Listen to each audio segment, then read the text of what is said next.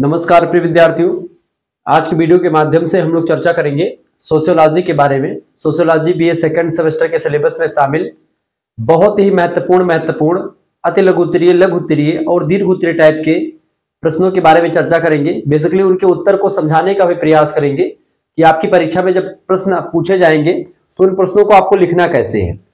उनके कॉन्सेप्ट को क्लियर करूंगा ताकि आपको बना करके लिखने में आसानी हो। जब आप परीक्षा हाल में बैठे होते हैं तो सारी चीजें आपकी खोपड़ी में याद रहना बड़ी मुश्किल काम होता है, ठीक है। तो ऐसी स्थिति में आपको ऐसे ज्ञान की जरूरत होती है जो आपके दिमाग में बैठी रहे, लेकिन जब आप लिख रहे हो तो ऑटोमेटिक आपका लेखनी जो है आगे बढ़ता रहे, वो रुके ना।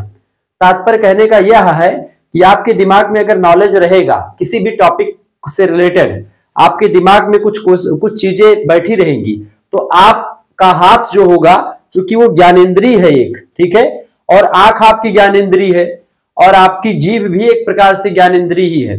और जब आप वीडियो देखते हैं तो आप क्या होते हैं, एक चीज तो अपने कानों से सुनते भी हैं, आंखों से देखते भी हैं, और साथ ही साथ में आंखों से देखना, कानों से सुनना, और साथ ही साथ में आप जब लिखेंगे तो आपकी आंख और आपका कान वो एक प्रकार से आपके हाथ को इंडिकेट करेगा कि भाई कल तो शुक्ला गुरुजी ने चीजें पढ़ाई थी। तो परेशान होने की बिल्कुल जरूरत नहीं है। हिंदी का पेपर आप लोगों ने देखा होगा, राम मनोहर लोहिया विश्वविद्यालय का पेपर हिंदी का आप लोग देकर के आए होंगे कल, ठीक है। उसमें सारा का सारा क्वेश्चन पेपर ये मेरे हाथ में है, और सारा का सारा क्वेश्चन पेपर जो है ये पूरा का पूरा हिंदी का। इससे पहले एजुकेशन का पूरा पेपर, एंशिएंट हिस्ट्री और मेडिवल हिस्ट्री का पूरा पेपर फंसा दिया है मैंने, ठीक है। ऐसे ही वीर बहादुर सिंह पूर्वांचल विश्वविद्यालय का फंसा, महाराजा सुहेल देव आजमगढ़ विश्वविद्यालय के तमाम पेपर में सब जो क्वेश्चन आए अधिकतर मेरे विश्वविद्यालय मेरे द्वारा बताए गए मॉडल पेपर से आए। प्रोफेसर रज्जू भैया के, ठीक है, इलाहाबाद विश्वविद्यालय जो है प्रोफेसर रज्जू भैया। इसके अलावा चौधरी चरण सिंह मेरठ विश्वविद्यालय हो गया। इसके अलावा आपका जननायक चंद्रशेखर बलिया विश्वविद्यालय हो गया। तो इन सभी विश्वविद्यालयों के जितने भी कॉलेज संबंधित है उन सभी में आप देखेंगे तो शुक्ला एसडी पॉइंट के द्वारा बताए गए जो लिखित पेपर है उसी से क्वेश्चन से आए हुए हैं। बहरहाल ऑब्जेक्टिव टाइप की परीक्षाओं के लिए या ऑब्जेक्टिव टाइप की तैयारी के लिए भी शुक्ला एसडी पॉइंट ने बड़ा काम किया है। जैसे दीनदयाल उपाध्याय गोरखपुर विश्वविद्यालय के जो क्वेश्चन चल रहे हैं, पेपर चल रहे हैं इस समय, ठीक है। कल आपकी क्लास हो चुकी है ज्योग्राफी की, उसमें ऑब्जेक्टिव टाइप के लगभग 250 क्वेश्चन चर्चा मैंने कर दिए। ऐसे ही आपके सोशियोलॉजी में जितने भी विश्वविद्यालय है, सिद्धार्थ यूनिवर्सिटी का पेपर हुआ, सारे के सारे क्वेश्चन पेपर फंसे, ठीक है। इसके अलावा आपका कानपुर विश्वविद्यालय का हुआ, उसके पेपर फंसे। इसके अलावा आपका बुंदेलखंड यूनिवर्सिटी झांसी का हुआ, एमजेपीआरयू का होने वाला है, मासा कुंभरी का होने वाला है, शुरू हो चुका है, एमजेपीआरयू का भी शुरू हो चुका है, ठीक है। राजा महेंद्र प्रताप सिंह का शुरू होने वाला है। इन सभी में ऑब्जेक्टिव पेपर आने वाले, उन सभी के लिए बहुत ही महत्वपूर्ण लेक्चर्स ऑलरेडी अवेलेबल हो चुके हैं। तो शुक्ला एसडी पॉइंट की प्लेलिस्ट में जाकर के सब कुछ आप देख पाएंगे। यानी किसी विश्वविद्यालय में आप पढ़ रहे हैं, अगर वह विश्वविद्यालय नेशनल एजुकेशन पॉलिसी के अंतर्गत है तो आपको शुक्ला स्टडी पॉइंट से बेहतर चैनल आपको नहीं मिलेगा, ये बात ध्यान रखिए। तो आज हम चर्चा करेंगे बीए सेकंड सेमेस्टर के सिलेबस में शामिल society in India, structure, organisation and change के बारे में। सोसाइटी माने होता समाज, इन माने में, इंडिया माने भारत, यानी भारत में समाज। इसका नाम क्या हुआ, भारत में समाज। यानी बेसिकली हमको यहाँ पर भारतीय समाज के बारे में जानना है। भारतीय समाज का स्ट्रक्चर कैसा है, यानी उसकी संरचना कैसी है, उसकी ऑर्गेनाइजेशन यानी जो भारतीय समाज की संस्थाएं हैं बहुत सारी, जैसे विवाह संस्था, परिवार एक संस्था है, धर्म एक संस्था है, तो वो सब क्या है उसके बारे में चर्चा करेंगे। इसके अलावा चेंज, यानी उसमें किस तरीके से संयुक्त परिवार में चेंज जो है परिवर्तन हो रहा है, किस तरीके से समाज की जो है तमाम चीजों में परिवर्तन हुआ, वर्गों में परिवर्तन हुआ, जाति व्यवस्था में परिवर्तन हुआ, ठीक है, वर्ण व्यवस्था में परिवर्तन हुआ। ऐसे तमाम प्रकार के फैक्टर्स आप देख रहे हैं, जो है नक्सलवाद हुआ, संप्रदायवाद हुआ, वैश्वीकरण हुआ, ऐसे तमाम प्रकार के जो टर्म्स हैं आपको देखने को मिलेंगे।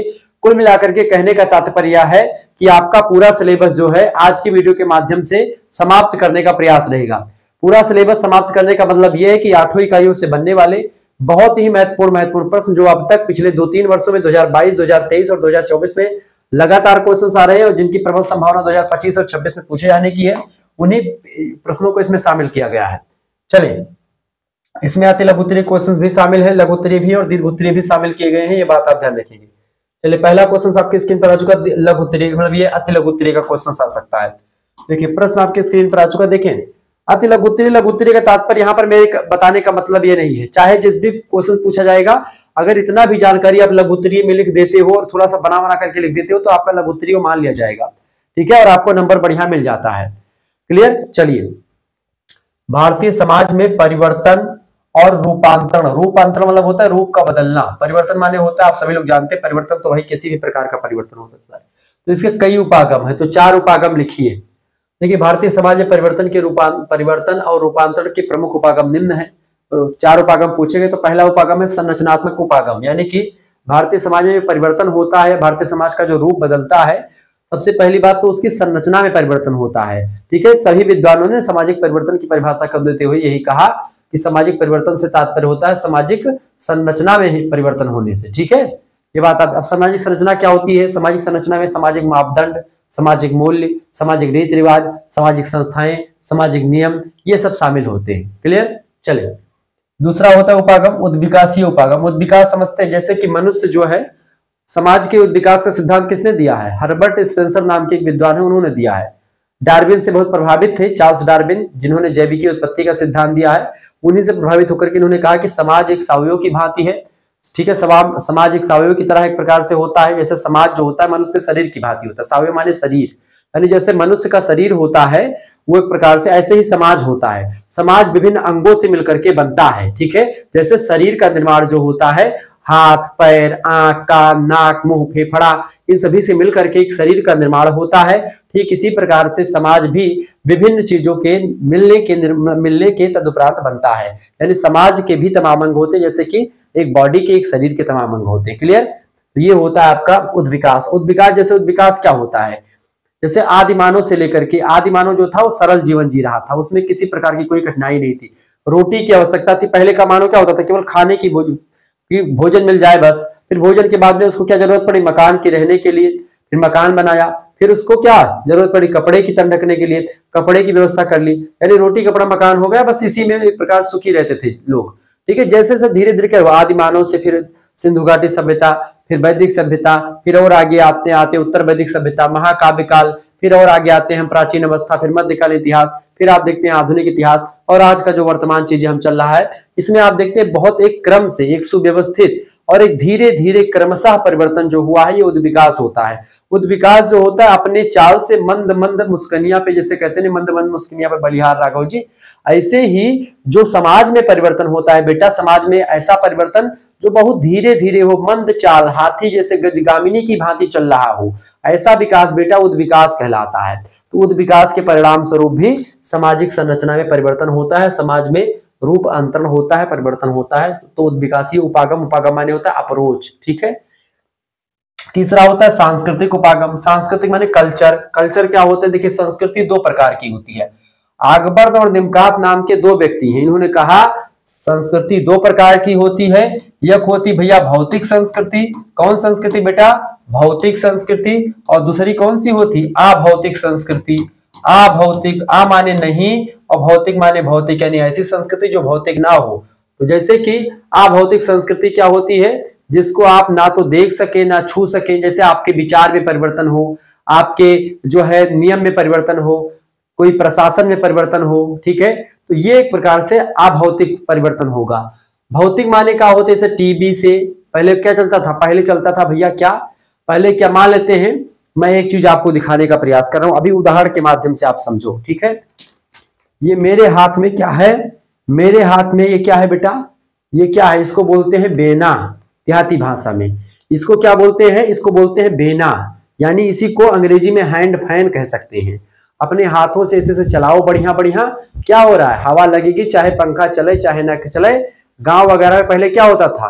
पहले हवा चलती थी, पेड़ों के नीचे लोग खटिया बिछा के लेटते थे, तो फिर वो सिस्टम खत्म हुआ, फिर धीरे धीरे उनको बेना का विकास हुआ, बेना बनाना शुरू कर दिया महिलाओं ने, बढ़िया देखिए बेना बन गया। तो बेना से हवा करने, कमरे में लेट करके, बरामदे में भी लेट करके हवा का एक प्रकार से आनंद लेने लगे। पता चला कि भाई वायु स्थान घेरती है, इसे हिलाएंगे तो फिर हवा आएगी, तो बेना बना। बेना के बाद में क्या बना भैया? बेना के बाद में बन गया पंखा। पंखा के बाद में क्या बनाए? कूलर बनाए, पानी डाल के चलाओ, ठंड ठंड हवा जाए। कहीं अच्छा पन्नी डालने की जरूरत ना पड़े, बना दो एसी की, पूरा टेम्परेचर में बदल दिए। ठीक है, तो क्या हो गया? ये विकास है। और ये विकास क्या है? सांस्कृतिक विकास है। तो भौतिक चीजें जो जैसे टीवी, कूलर, पंखा, एसी, फ्रिज, मोबाइल, चार्जर, दुनिया भर का जितना हेन तेन है जो आपको सुख प्रदान करवाता है, ठीक है, आपको सुख सुविधा देता है, वो सब भौतिक वस्तुएं हैं। जो आपको दृश्यमान जगत में जो चीजें आपको दिखाई पड़ती है, सब भौतिक है। तो भौतिक चीजों में परिवर्तन भी होता है, अभौतिक चीजों में। तो भौतिक संस्कृति और अभौतिक संस्कृति भी लगा हाथ मैंने क्लियर कर दी, ठीक है। तो ये हो गया आपका तो सांस्कृतिक उपागम, इसमें परिवर्तन होता है। ऐसी द्वंदात्मक ऐतिहासिक उपागम, ठीक है, ये भी एक प्रकार से, इसमें भी तमाम चीजों में परिवर्तन, तमाम प्रकार के मूल्य कायदे में सब परिवर्तन। तो ये 4-5 प्रकार के उपागम होते हैं जिससे समाज में परिवर्तन होता है। अगला क्वेश्चन आपकी, तो आपका देखिए इतना हमने समझा दिया। अब यही क्वेश्चन आपका लघु उत्तरीय पूछे चाहे दीर्घ उत्तरीय पूछे, आप आसानी समझा दोगे, कोई दिक्कत ही नहीं पड़ती क्योंकि आपने बहुत जान लिया।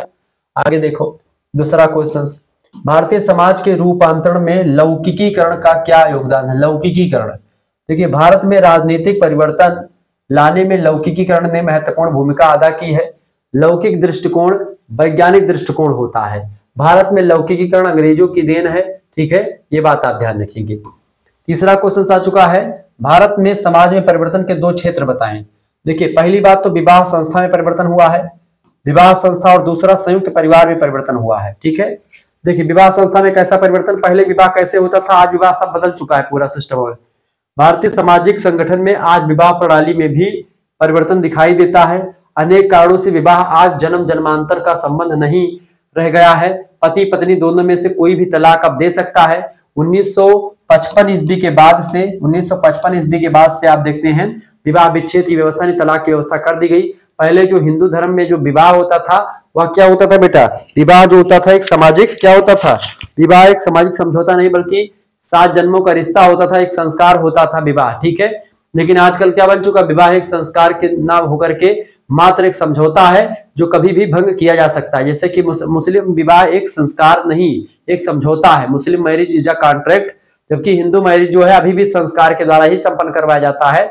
उसमें किसी प्रकार से कोई नियम कायदा नहीं होता है, साइन वगैरह नहीं होती। वैसे शादी होती है, गाँव के लोग बाराती जाते हैं, घर वाले भी रहते हैं, 5 लोगों को साक्षी माना जाता है, जो पंडित जी लोग होते हैं, जो एक प्रकार से आपके भाई बंधु होते हैं वो, ठीक है। इसके अलावा जो है ध्रुव तारा होता है, ब्रह्मा विष्णु महेश अग्नि, इन सभी को साक्षी मान करके फेरे लिए जाते हैं, ठीक है। 7 जन्मों की कसमें खाते हैं, 7 इस जो है सप्तपदी का श्लोक सुनाते हैं पंडित जी, बताते हैं कि भाई 7 वचन लड़की बोलती है और 5 वचन जो है लड़का बोलता है, दोनों एक दूसरे के वचनों को स्वीकार करते हैं। उसके बाद में फिर कन्या जो होती है लड़के के वाम अंग में आती है, यानी बाएं अंग जाकर के बैठती है, ठीक है। ये बात आप ध्यान रखेंगे। इस तरीके से आपका विवाह संस्था में परिवर्तन आज दिखाई पड़ रहा है। आज कुछ भी विवाह के नियम कायदे में परिवर्तन तमाम हो गए हैं, जयमाल वगैरह सिस्टम जो है आ चुका है। ऐसे ही तमाम प्रकार का सिस्टम जो है, अब सिस्टम जो है अलग टाइप का बट चुका है, सब में परिवर्तन हो रहा है। विवाह आज पहले 8 प्रकार के विवाह होते थे, अब वो सब विवाह खत्म हो चुके हैं। पहले जो गंधर्व विवाह होता था आजकल उसी को प्रेम विवाह कहा जाने लगा है, ठीक है। ये बात आप ध्यान रखेंगे। चलिए, तो उसमें संयुक्त परिवार में परिवर्तन हो रहा है। संयुक्त परिवार प्रणाली भी भारतीय सामाजिक संगठन की एक प्रमुख विशेषता थी, लेकिन वर्तमान समय में इसका स्थान एकाकी परिवार ने ले लिया है। यानी कि अब एक प्रकार से संयुक्त परिवार में कोई रहना नहीं चाहता है। इसमें क्या होता है, माता पिता और उनके द्वारा जो बच्चे होते हैं, अविवाहित बच्चे, उन्हीं का परिवार एकाकी परिवार कहा जाता है, न्यूक्लियर फैमिली। तो अब संयुक्त परिवार नहीं बल्कि न्यूक्लियर फैमिली की भरमार है।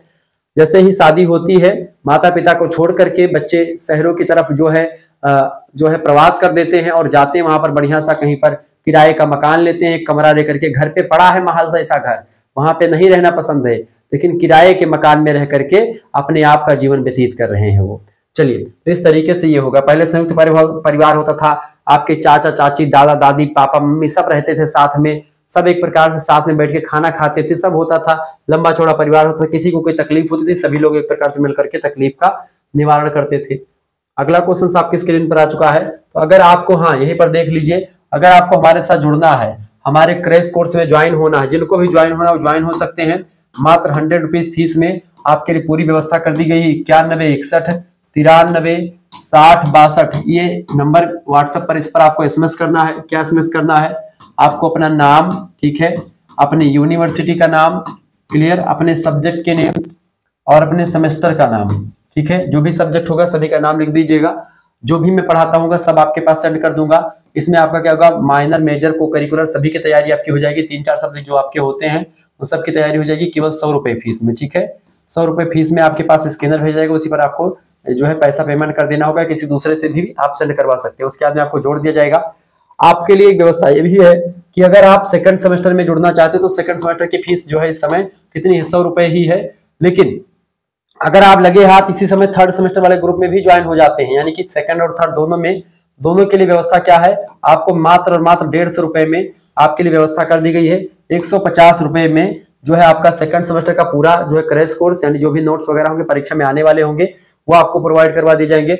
साथ ही साथ में आपको थर्ड सेमेस्टर के लिए जो होगा, थर्ड सेमेस्टर वाले ग्रुप में भी आपको जोड़ दिया जाएगा। इससे क्या होगा, आपका फायदा होगा कि आप मात्र 50 रुपए आपकी यहाँ पर छूट हो जाएगी और उसमें आप पूरा 6 महीने 7 महीने की क्लास भी आप पा जाएंगे थर्ड सेमेस्टर की सभी सब्जेक्ट की। जिनको भी जुड़ना है सब फटाफट से जुड़ जाइएगा। दोनों का 150 रुपए, और केवल सिंगल का आप चाहे तो थर्ड सेमेस्टर का केवल ले सकते हैं, तब भी आपको यही प्रोसेस करना है। इसी नंबर पर व्हाट्सएप पर लिख करके भेज देना है, नाम, यूनिवर्सिटी नाम, सब्जेक्ट नेम और अपना सेमेस्टर, थर्ड सेमेस्टर में हमको जुड़ना है। अभी से ग्रुप बन चुका, काफी बच्चे जुड़ चुके हैं, फटाफट से आप जुड़ जाइए, ठीक है। नामांकन शुरू हो चुका, चाहे परीक्षा ऑब्जेक्टिव हो चाहे लिखित, तो किसी भी विश्वविद्यालय से हो, सबके लिए पढ़ाया जाता है, तो आप जुड़ सकते हैं। और जो एक प्रकार सेकंड सेमेस्टर वाले बच्चे जिनका पेपर लगा हो वो भी एक प्रकार से तुरंत जुड़ सकते हैं। पेपर से जो पेपर में आने वाले जो क्वेश्चंस होते हैं इंपॉर्टेंट, वो सब आपको भेज दिए जाएंगे, ठीक है। चलिए आगे बढ़ते हैं, तो स्क्रीनशॉट ले लीजिए, फटाफट जुड़ जाइए हमारे साथ। चलिए अगला क्वेश्चन आपके स्क्रीन पर आ चुका, बहुत मोस्ट इंपोर्टेंट क्वेश्चन है। लघु उत्तरीय का क्वेश्चन से दीर्घ उत्तरीय भी आ सकता है भाई। प्रश्न क्या है, प्रश्न कस्बा से आप क्या समझते हैं। कस्बा, देखिए नगर और गांव के बीच में होता है कस्बा, ठीक है। जब गांव विकसित हो जाते हैं तो उन्हीं को कस्बा कहते हैं। जब गांव की जनसंख्या बढ़ जाती है और कुछ लोग जो है कृषि के अलावा कुछ और व्यापार वगैरह करने लगते हैं तो उसी को कस्बा कहते हैं। आकार की दृष्टि से नगरीय बस्तियों को अनेक भागों में बांटा जाता है, उनमें से एक भाग कस्बा भी होता है। सामान्यतः कस्बा उन बस्ती को कहते हैं, उस बस्ती को जिसकी आबादी लगभग 500 से लेकर के 10,000 तक हो, ऐसा कुछ विद्वानों ने कहा। कुछ विद्वानों ने कहा कि 40,000 तक की आबादी वाली बस्ती को हम कस्बा कहते हैं। कुछ विद्वानों ने कहा कि 50,000 तक की आबादी वाले बस्ती को हम कस्बा कहते हैं, ठीक है। और इससे अधिक आबादी होने पर उसको हम नगर कहते हैं। 50,000 से अधिक किसी क्षेत्र में अगर जनसंख्या है तो फिर नगर की श्रेणी में आ जाता है, उसको कस्बा नहीं कहा जाता। जैसे भारत में गंगा यमुना का दुआब क्षेत्र, दुआब क्षेत्र मतलब क्या होता है, दो नदियों के बीच के क्षेत्र को दुआब क्षेत्र कहते हैं, जो बड़ा उपजाऊ होता है, जहां पर जनसंख्या बहुत सघन होती है। तो गंगा जमुना का मैदान के बीच का जो भाग है उसकी दुआब कहते हैं। उसी में ऐसे बहुत से कस्बे हैं जिनकी आबादी 30,000 से 35,000 से भी अधिक है। कस्बे की अवधारणा भिन्न भिन्न व्यक्तियों, संस्थाओं, सभ्यताओं, देशों तथा समय के साथ साथ बदलती रहती है। संयुक्त राष्ट्र संघ के द्वारा यानी कि यूएनओ के द्वारा विश्व के लगभग 133 देशों का सर्वे कराया गया। इस सर्वेक्षण से ज्ञात हुआ कि 33 देशों ने गांव, कस्बा और नगर का भेद जनसंख्या के आधार पर किया है। मतलब कि लगभग 133 देशों में जो जनसंख्या और जो गांव, कस्बा और नगर की विशेषताएं बताई हैं या उसमें अंतर किया है, वो जनसंख्या कम है तो गांव, उससे थोड़ा सा ज्यादा है तो कस्बा, और बहुत ज्यादा है तो नगर, और उससे भी ज्यादा तो उसको महानगर, ठीक है। जबकि 20 देशों ने जनसंख्या व अन्य आधारों पर बताया है, यानी कुछ और अन्य आधार। 65 देशों ने वैधानिक, प्रशासनिक और सरकारी आधार पर इसको बांटा है, मतलब गांव, कस्बा और नगर को। 15 देशों ने कोई अन्य आधार मान करके इसका भेद किया है, ठीक है, इन 133 देशों में से। क्लियर। कस्बा भी नगरीय क्षेत्र ही होता है, परंतु वह नगर की तुलना में छोटा होता है। रिच थोपेन नाम के एक विद्वान है, वो कहते हैं कस्बे की परिभाषा को देते हुए कि कस्बा क्या होता है, कस्बा एक संगठित समूह होता है जिसमें सामान्यतः प्रमुख व्यवसाय, कृषि क्रियाओं के विपरीत वाणिज्य यानी व्यापार और उद्योग से संबंधित क्रियाएं होती हैं। रेटजल महोदय, जो कि एक प्रकार से मानव भूगोल के जनक हैं, उन्होंने कहा, रेटजल महोदय ने, कि कस्बे की 3 विशेषताएं बताई हैं। कौन कौन सी। पहली विशेषता, कस्बे में व्यापार उद्योगों की क्या होती, प्रधानता होती है। दूसरी विशेषता बताई रेटजल ने कि मकानों का केंद्रीकरण होता है, यानी मकान जो होते हैं वो ज्यादा दूर नहीं बल्कि इकट्ठे, मतलब एक कस्बे में होता है क्या कि भाई सघन आबादी होती है, ठीक है। इसके अलावा निवासियों की एक न्यूनतम जनसंख्या होती है, उससे कम नहीं होती जनसंख्या, उससे ज्यादा ही होती है। लगभग 20,000 से अधिक जनसंख्या एक कस्बे में होनी अनिवार्य बताई, किसने, रेटजल महोदय ने, जो कि बड़ी जबरदस्त चीजें हैं। इनकी तीनों विशेषताएं आप नोट डाउन कर ले और लिख सकते हैं इसको बड़े आसानी से। आगे देखते हैं, अगला क्वेश्चन आपकी स्क्रीन पर आ चुका, फटाफट से आप देखने का प्रयास करेंगे। कस्बे की विशेषताएं या निर्धारक क्या है, अथवा कस्बा का 3 विशेषताएं बताइए या स्पष्ट कीजिए।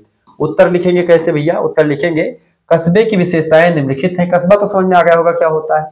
विशेषताएं क्या, पहली विशेषता नोट डाउन करें कि वे सभी स्थान कस्बे कहे जाएंगे बेटा जिनमें नगर पालिका आ सकती हो, नगर निगम, छावनी, नोटिफाइड नगर क्षेत्र, व इसके समकक्ष कोई भी इकाई हो वो एक प्रकार से कस्बा कही जाएगी, ठीक है, जिसमें नगर पालिका, नगर निगम, छावनी, नोटिफाइड नगर क्षेत्र के अंतर्गत हो, ठीक है।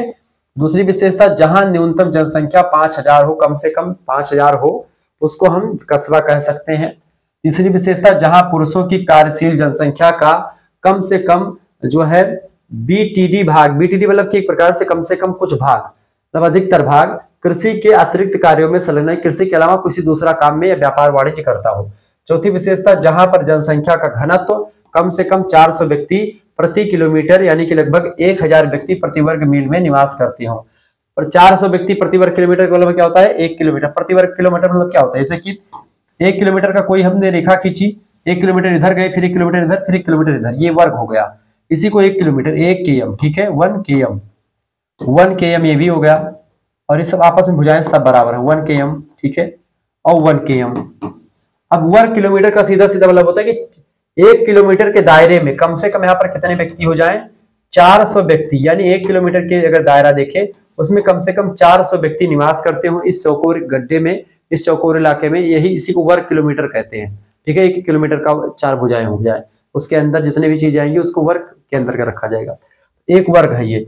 1 वर्ग किलोमीटर में कम से कम 400 व्यक्ति निवास करते हुए इतने क्षेत्र में, ठीक है। पांचवी विशेषता क्या है, अन्य वे स्थान जो उपयुक्त विशेषताओं में सीमावर्ती हो, प्रांतीय जनगणना अधिकारी के अनुसार स्पष्ट नगरीय सुविधाएं और विशेषताएं रखने वाला हो, ऐसे क्षेत्र को भी हम कस्बा कह देते हैं। आगे देखिएगा, अगला क्वेश्चन आपके स्क्रीन पर आ चुका है, फटाफट से आप देखने का प्रयास करेंगे, बहुत ही जबरदस्त क्वेश्चन से बेटा, सभी लोग देखिएगा और वीडियो को लाइक कर दीजिएगा, चैनल पर नए तो प्लीज सब्सक्राइब कर दीजिएगा, क्योंकि बहुत ही मेहनत लगती है इस क्लास को लेने में।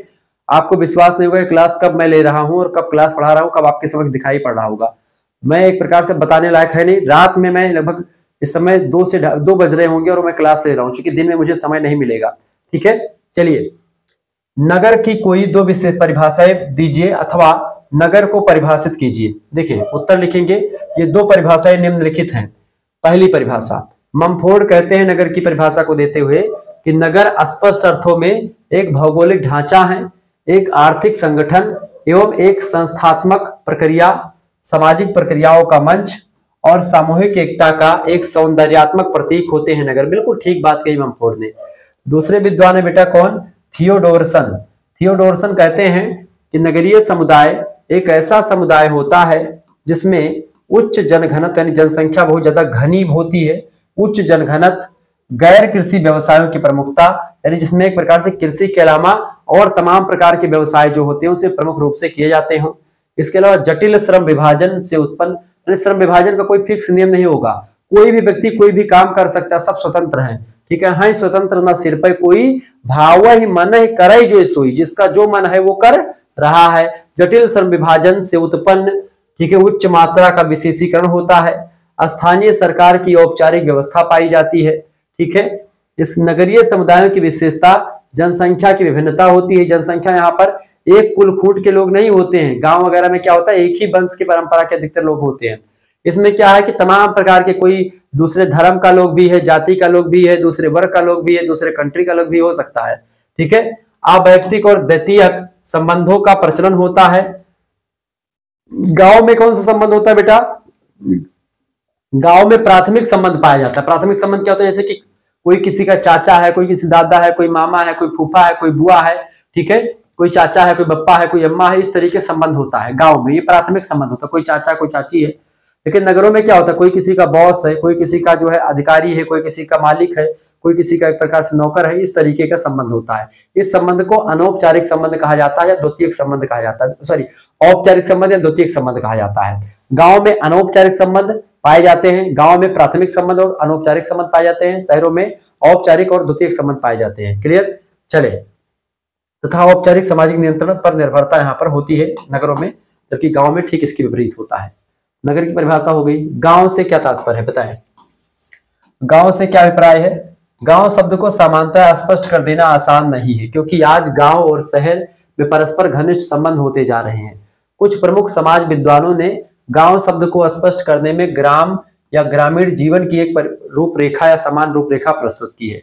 गांव या ग्रामीण समुदाय को परिभाषित करते हुए कुछ विद्वानों ने लिखा कि गांव नाम का प्रयोग सामान्यतः किसानों की बस्तियों से किया जाता है, जहां पर लोग रहते हैं और जो खेती करते हो दबा करके, जिनका मुख्य व्यवसाय कृषि हो, आपसी संबंध जिनका प्राथमिक हो, जो अनौपचारिक संबंधों में जुड़े हुए हों, एक दूसरे को एक प्रकार से प्राथमिक संबंधों के द्वारा जुड़ते हों, एक दूसरे से ब्लड का संबंध हो, खूनी रिश्ता हो, ऐसे क्षेत्र को गांव कह सकते हैं। जिन बृहत क्षेत्रों में एक समूह के लगभग सभी महत्वपूर्ण हितों की संतुष्टि की जाती हो, उनको ग्रामीण समुदाय मान लेने के लिए समाजशास्त्रियों की प्रतिबद्धता बढ़ती जा रही है, ऐसा सिम्स महोदय ने कहा।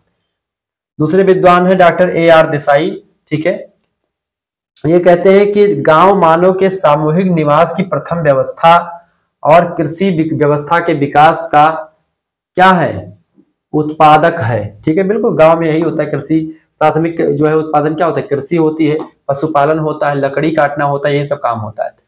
अगले विद्वान आते हैं मेरिल और एल्ड्रिज। ये कहते हैं एल्ड्रिज, मेरिल और दोनों मिलकर के कि ग्रामीण समुदाय के अंतर्गत संस्थाओं और ऐसे व्यक्तियों का समावेश होता है जो एक छोटे से केंद्र के चारों ओर संगठित होते हैं तथा सामान्य और प्राथमिक हितों के द्वारा आपस में बंधे रहते हैं।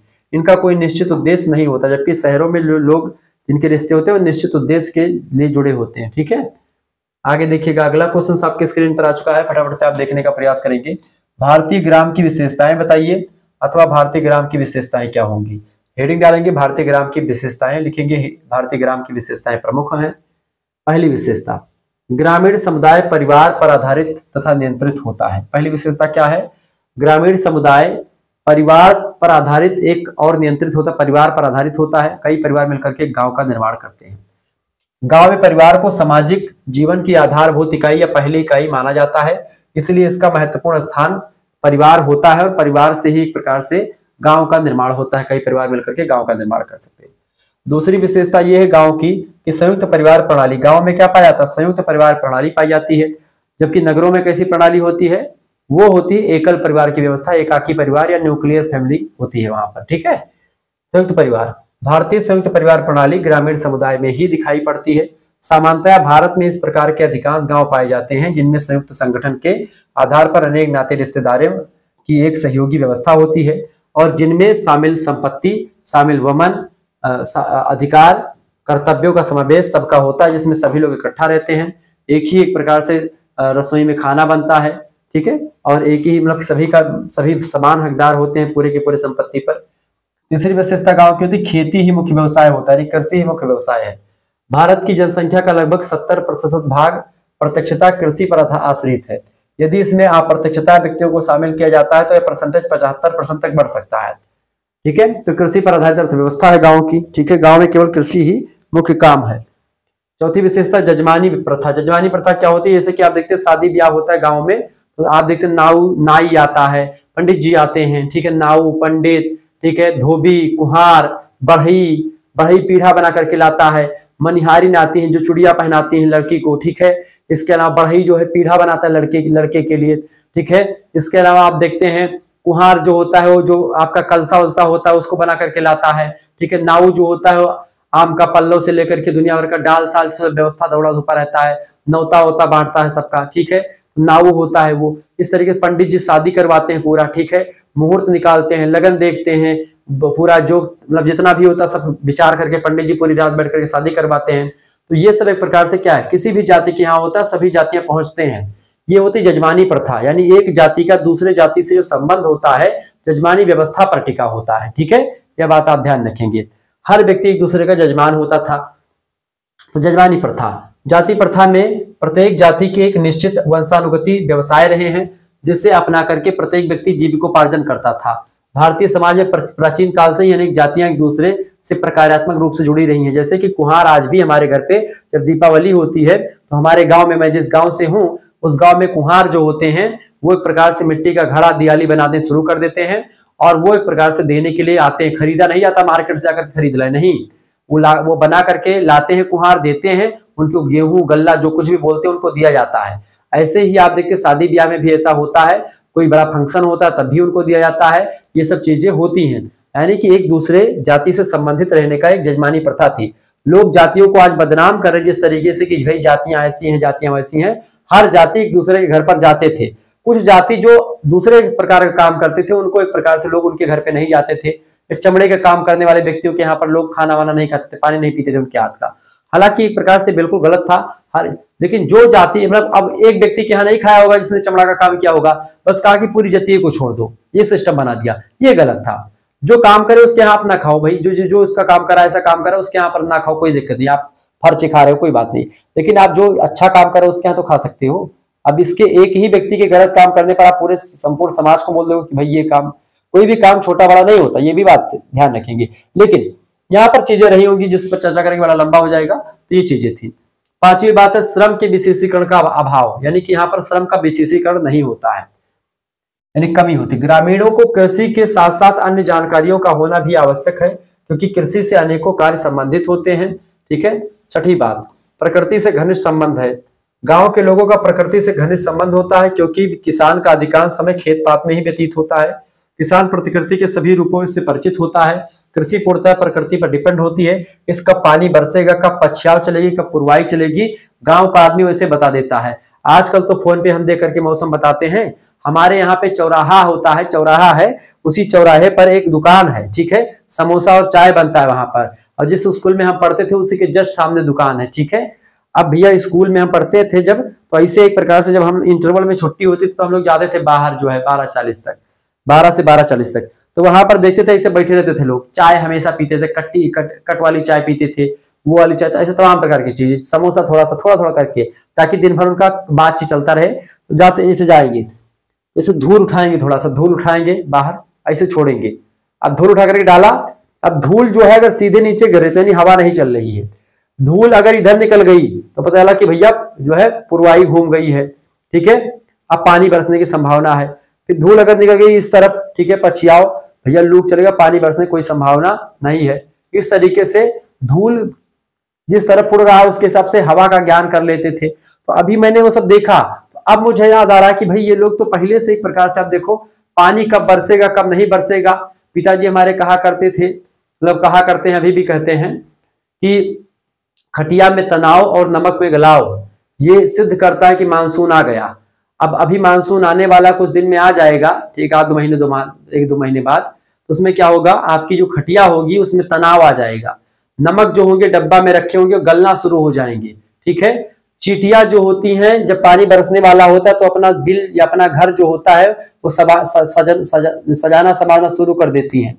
जब सुबह होती मॉर्निंग में तो आप देखते चिड़िया चहचहाना शुरू कर देती है। उनको पता, कैसे पता चला कि मॉर्निंग होने वाली है, 4 बजे 5:30 बजे से आप पछलारा होते ही वो चहचहाना शुरू कर देती हैं, अपना भोजन निर्माण के लिए निकल जाती हैं। तो ये सब चीजें होती हैं, तो कहीं ना कहीं पे गांव वगैरह में सब चीजें होती हैं। सातवीं बात है, परिवार उत्पादन की इकाई के रूप में काम करता है। गांव के लोगों का मुख्य व्यवसाय कृषि होता है, लेकिन इसका यह आशय कदापि नहीं कि गांव में अन्य कोई दूसरा काम नहीं करता है या कोई दूसरा काम नहीं होता, तमाम काम होते हैं। डेयरी उद्योग होता है, कोई दुकान खोल करके बैठा है, कोई किसी के यहाँ पर कुछ भी तमाम प्रकार के काम होते हैं, लेकिन कृषि जो है सभी करता रहता है। ठीक है। अगला प्रश्न आ चुका, ग्रामीण और नगरीय जीवन भेद को स्पष्ट करें, अथवा ग्रामीण और नागरिक जीवन में क्या अंतर है बताइए। तो ग्रामीण और नगरीय जीवन में भेद, अंतर ये है बेटा, देखिए कई अंतर है इसमें। पहला अंतर है, ग्रामीण जीवन में एक रूपता अधिक दिखाई पड़ती है, जबकि नगरीय जीवन में क्या होता है, एक रूपता की कमी पाई जाती है, अभाव पाया जाता है। एक रूपता नगरों में नहीं होती है, जबकि गांव में एक रूपता होती है। दूसरा अंतर, ग्रामीण जीवन पर्यावरण प्रदूषण का अभाव होता है, मतलब ना के बराबर, यानी पर्यावरण प्रदूषण होता ही नहीं गाँव में। ठीक है। क्योंकि ग्रामों की जनसंख्या नगरों की अपेक्षा कम होती है, जनघनत्व भी कम होता है। नगरीय जीवन पर पर्यावरण का प्रदूषण का अधिक प्रभाव पड़ता है, क्योंकि नगरों की जनसंख्या ग्रामों की अपेक्षा बहुत अधिक होती है, वहां पर मोटर कार भी ज्यादा होती हैं, तमाम प्रकार के उद्योग होते हैं जिनकी चिमनी से धुएं निकलती है, तो वो यहाँ पर जल प्रदूषण वायु प्रदूषण खूब ज्यादा होते हैं नगरों में, गाँव में कम होते हैं। तीसरी बात, ग्रामीण जीवन का संबंध मुख्यतः कृषि लघु कुटीर उद्योगों से होता है, यानी कि छोटे उद्योग कृषि इन सभी से संबंध होता है गाँव का संबंध, जबकि नगरीय जीवन का संबंध मुख्यतः व्यापार से, पेशा, नौकरी और बड़े पैमाने पर जो है उद्योग जो होते हैं वो एक प्रकार से आधारित उस पर होता है। ठीक है। ये अंतर हो रहा है। चौथा अंतर यह है बेटा, ग्रामों में व्यक्ति की सामाजिक प्रतिष्ठा होती है, जन्म पर आधारित होती है। ठीक है भाई, आप फलाने के लड़का हुए, शहर में आप जाए किसके लड़के हैं कोई मतलब नहीं रखता है। नगरों में व्यक्ति की सामाजिक प्रतिष्ठा जन्म पर आधारित ना होकर के उसके व्यक्तिगत गुणों पर आधारित होती है। आप कितने टैलेंटेड है उस बात पर आपकी एक प्रकार से जानकारी होती है। ग्रामीण जीवन अपेक्षाकृत कम खुशहाल होता है, क्योंकि ग्रामवासी संयुक्त परिवार अधिक पसंद करते हैं, जिसकी वजह से इनके परिवार का आकार बड़ा होता है। झगड़ा लड़ाई भी गांव वगैरह में होता रहता है। हालांकि शहरों में भी झगड़ा लड़ाई होता है, लेकिन शहरों में थोड़ा कम होता है। नगरीय जीवन अपेक्षाकृत अधिक खुशहाल होता है, क्योंकि नगरों में लोग एकाकी परिवार अधिक पसंद करते हैं, जिसके कारण से इनके परिवार का आकार छोटा होता है। लेकिन नगरों में आप देखते हैं जो है जैसे बच्चा हुआ और पति पत्नी दोनों काम करते हैं। आजकल का सुरूर चढ़ा है कि लड़कियां और लड़के दोनों नौकरी करने लगते हैं। शादी हुई, दोनों कहे कि हम भी जॉब करेंगे, हम भी। भाई एक लोग जॉब कर लो, एक लोग घर पे रह लो, ऐसा कर लो। अब दोनों जॉब करेंगे, ऐसे में क्या होगा, लड़का होगा लड़की होगी, तो उसको एक प्रकार से ना तो माता का सुख मिलेगा ना पिता का सुख मिलेगा। और लड़का एक प्रकार से क्या है, तो अपराधी निकल जाएगा या फिर उसको कुछ समस्या हो जाएगी। ठीक है, उसका विकास है, उसका बचपना उतने जबरदस्त तरीके से नहीं बीत पाएगा। माता पिता के होते हुए भी वो अनाथों जैसा जीवन यापन करेगा। उसके लिए दाई रखेंगे, एक महिला रखेंगे काम करने के लिए। ये सिस्टम चल गया है। अरे यार, एक लोग नौकरी कर लो, एक लोग कमा लो, एक लोग कमा लो, एक लोग जो है अपने घर पर ही रहो, आराम करो, ऐसे करना चाहिए। भाई जब एक प्रकार से जरूरत हो तो आप कमाने चले जाए, जब जरूरत ना हो तो आप घर पे बैठे, कोई जरूरत नहीं ज्यादा पैसे कमाने की। ठीक है, आगे देखिएगा। अगला क्वेश्चन आपकी स्क्रीन पर आ चुका है, फटाफट से आप देखने का प्रयास करेंगे। बहुत ही जबरदस्त क्वेश्चन आ चुका है। ये सब क्वेश्चन परीक्षा में सीधे तौर पर आपके आने वाले हैं, ये बात आप ध्यान रखिएगा। वीडियो को लाइक कर दीजिए, चैनल पर अगर नए हैं तो सब्सक्राइब कर दीजिएगा। प्रश्न है भैया, भारतीय समाज में पाई जाने वाली निर्जातीय विविधताओं का संक्षेप में वर्णन कीजिए। निर्जातीय विविधता, निर्जातीय मतलब तो संजातीय विविधता, तमाम जाति के लोग रहते हैं, वही विविधता होती है। देखिए, एक निर्जातकी के लोगों में परस्पर प्रेम होता है, यानी एक जाति, निर्जाति मतलब होता है संजातीयता, यानी एक ही जाति के लोग हैं, एक ही समुदाय के लोग हैं, एक ही भाषा वाले लोग हैं, एक ही धर्म को मानने वाले लोग हैं। एक ही धर्म वाले संजातीय निर्जातीय हो जाएंगे, एक ही भाषा वाले संजातीय निर्जातीय हो जाएंगे। ठीक है, ये बात आप ध्यान रखिए। तो एक निर्जातकी के लोगों में क्या होता है, परस्पर प्रेम होता है, सहयोग होता है, संगठन पाया जाता है। उनमें अहम की भावना होती है, हम की भावना होती है। एक निर्जातकी के लोग दूसरे निर्जातकी के लोगों से अपनी श्रेष्ठता सिद्ध करने हेतु अपनी भाषा, वेशभूषा, रीति रिवाज और उपासना पद्धति की विशेषताओं को बढ़ा चढ़ा करके बताते कि अरे हमारे समाज में ऐसा होता है, हमारे समुदाय में ऐसा होता है, वो कहेंगे ऐसा होता है। दोनों वर्चस्व की लड़ाई होती है कि भाई कौन निर्जातकी आगे बढ़ेगी। ठीक है, समाजशास्त्रीय भाषा में इसे निर्जातकी केंद्रित प्रवृत्ति कहा जाता है। निर्जातकी के आधार पर एक समूह दूसरे समूह से अपनी दूरी बनाए रखता है। सामाजिक, आर्थिक और राजनीतिक दृष्टि से शक्तिशाली निर्जातकी समूह कमजोर निर्जातकी समूह का शोषण करते हैं, उनके साथ भेदभाव रखते हैं। इससे समाज में असमानता, संघर्ष और तनाव पैदा होता है। भाषा, धर्म और सांस्कृतिक विभेद संजातीय समस्या के मुख्य कारण होते हैं। संजातीय समस्या बोलो, चाहे वो संजातीयता बोलो, चाहे निर्जातीयता बोलो, बात एक ही है। भारत में भाषा, धर्म, संप्रदाय और प्रांतीयता की भावना की वजह से तमाम प्रकार के तनाव और संघर्ष हुए हैं। जैसे एक भाषा के लोग जो है, एक भाषा के लोगों को हम निर्जातीयता कह सकते हैं, एक धर्म के लोगों को निर्जातीयता कह सकते हैं, एक संप्रदाय के लोग हैं दूसरे संप्रदाय से जलन रखते हैं, एक संप्रदाय एक निर्जातीयता हो सकता है। ठीक है, कभी कभी सामाजिक, आर्थिक और राजनीतिक उद्देश्यों की पूर्ति के लिए लोगों का एक संजातीय समूह के रूप में एकीकरण देखा जा सकता है। ऐसी स्थिति में अन्य समूहों के साथ विदेशियों जैसा व्यवहार भी हो सकता है। आगे देखेंगे, अगला क्वेश्चन आपके स्क्रीन पर आ चुका है, प्रश्न परीक्षा में आ सकता है। भारत के प्रमुख धर्मों का उल्लेख कीजिए। देखिए, भारत में प्रमुख रूप से कुछ धर्म है जो प्रचलित है। जैसे हिंदू धर्म सबसे बड़ा धर्म है, इस्लाम धर्म, उसके बाद में फिर ईसाई धर्म, सिख धर्म, बौद्ध धर्म, जैन धर्म, पारसी धर्म, ये सारे धर्म जो है भारत में पाए जाते हैं। ठीक है, हिंदू, इस्लाम, ईसाई, सिख, बौद्ध, जैन और पारसी धर्म। ठीक है, अगला क्वेश्चन, वैदिक धर्म के रूप में हिंदू धर्म का सूत्रपात किस प्रकार हुआ, बताएं। देखिए, वैदिक धर्म के रूप में हिंदू धर्म का सूत्रपात किस तरीके से हुआ। देखिए, हिंदू धर्म का सूत्रपात वैदिक धर्म से ही हुआ है। ठीक है, हिंदू धर्म का आदि रूप है और जो आर्यों के धर्म के नाम से संबोधित किया जाता है। इस धर्म के अंतर्गत अनेक देवी देवताओं की, अनेक दैवीय शक्ति और प्राकृतिक शक्तियों की देवताओं की पूजा करी जाती है। इन देवताओं को 3 भागों में बांटा जाता है।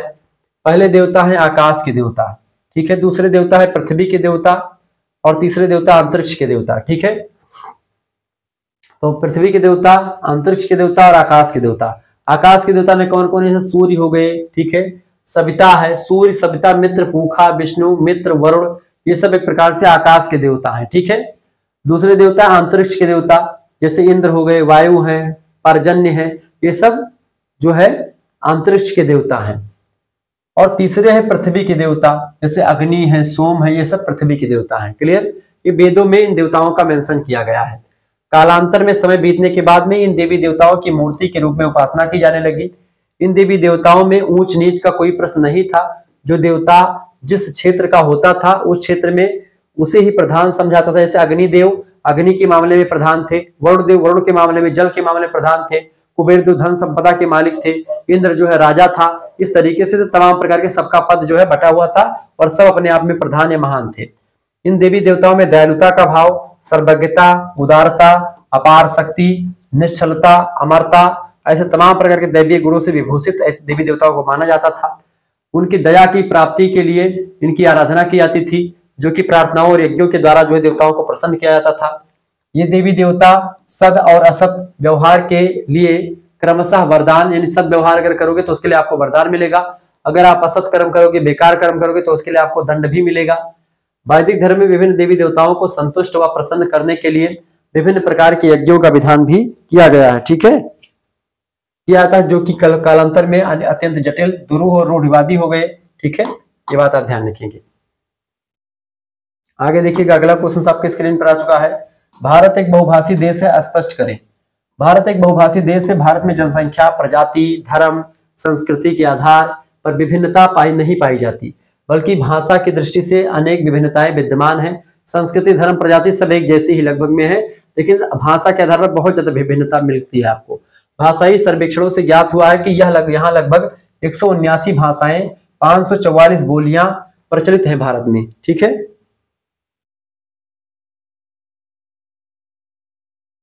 भारतीय भाषाओं और बोलियों के अध्ययन में जॉर्ज ग्रियर्सन का नाम उल्लेखनीय है। कुछ विद्वानों का मत है कि भारत में 1650 भाषाएं और बोलियां पाई जाती हैं। प्रत्येक भौगोलिक क्षेत्र या उपक्षेत्र की अपनी एक भाषा या बोली होती है। भारत के ग्रामीण क्षेत्रों में भाषा की विविधता को प्रकट करने वाली एक कहावत प्रचलित है, क्या कि 5 कोस पे बदले पानी, 10 कोस में बानी। यहाँ से बोलता कि कोस कोस पर पानी बदले, 3 कोस पर बानी, ऐसे। ठीक है, और यहाँ पर लिखावट पढ़ा दे, 5 कोस पे बदले पानी, यानी 5 कोस पर पानी का जो है स्वाद बदल जाता है। आप देखेंगे वास्तव में बदल जाता है, हमको इसको महसूस भी किए। और 10 कोस पर बानी, एक कोस में लगभग में 3 से 4 किलोमीटर के आसपास हो सकता है। ठीक है, एक कोस में 3 किलोमीटर होता है लगभग में। ठीक है, तो आप समझ सकते हैं 5 कोस यानी 15 किलोमीटर में पानी का बदलाव मिल जाएगा आपको। और 10 कोस में यानी कि 10 से 30 किलोमीटर के आसपास में आप देखते हैं जो है बाड़ी में चेंजमेंट आ जाएगी। बिल्कुल ठीक है, प्रत्येक 10 कोस के बाद में भाषा का बदलाव आपको दिखाई पड़ेगा। भाषा के साथ साथ सांस्कृतिक विशेषताओं में भी अंतर आपको देखने को मिलेगा। आप देखते हैं विवाह पद्धति में परिवर्तन आपको, जैसे आप देखते हैं, जैसे कभी कभी बारात जाओ, जैसे आप देखते हैं बारात जाओ कहीं कहीं पर दो तो कहते हैं हमारे यहाँ ऐसा नहीं ऐसा होता, तो संस्कृति है वो। ठीक है, उनका कल्चर है, तो उसमें बदलाव देखने को मिलता है। तो कहते हैं कि हमारे यहाँ ऐसे नहीं ऐसे होता है, वो कहते हैं हमारे यहाँ ऐसे नहीं ऐसे होता है। तो वो चीज एक प्रकार से क्या है, वो सब संस्कृति है। तो बदलाव आपको देखने को मिल जाता 10 कोस पर संस्कृतियों का। क्लियर, चलिए। भाषाई क्षेत्र में भारतीयों के सामाजिक जीवन को भी प्रभावित किया है, और एक भाषा का प्रयोग करने वाले ने अपने संबंध अपने भाषाई क्षेत्र तक ही सीमित रखे हैं। भाषा को लेकर के देखेंगे तो कई भाषाएं, भारत में जो संविधान बना उसमें 8वीं अनुसूची में 22 भाषाओं को मान्यता दी गई थी। वर्तमान में पहले जो है 14 भाषाओं को मान्यता दी गई थी, फिर उसके बाद में भाषा जोड़ी गई। 18 भाषाएं का उल्लेख है, कौन कौन सी, वैसे 24 भाषाएं हैं, 24 कर लीजिएगा।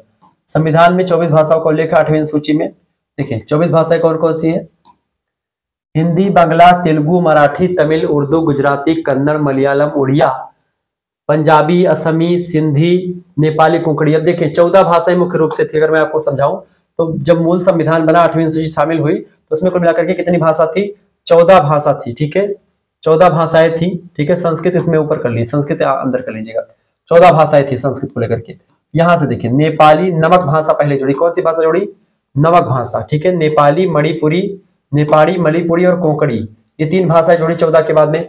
14 के बाद में क्या होगा, 3, 17 भाषा। ठीक है, उसके बाद में कौन सी भाषा जुड़ी, देखिए कश्मीरी भी पहले से शामिल थी इसमें।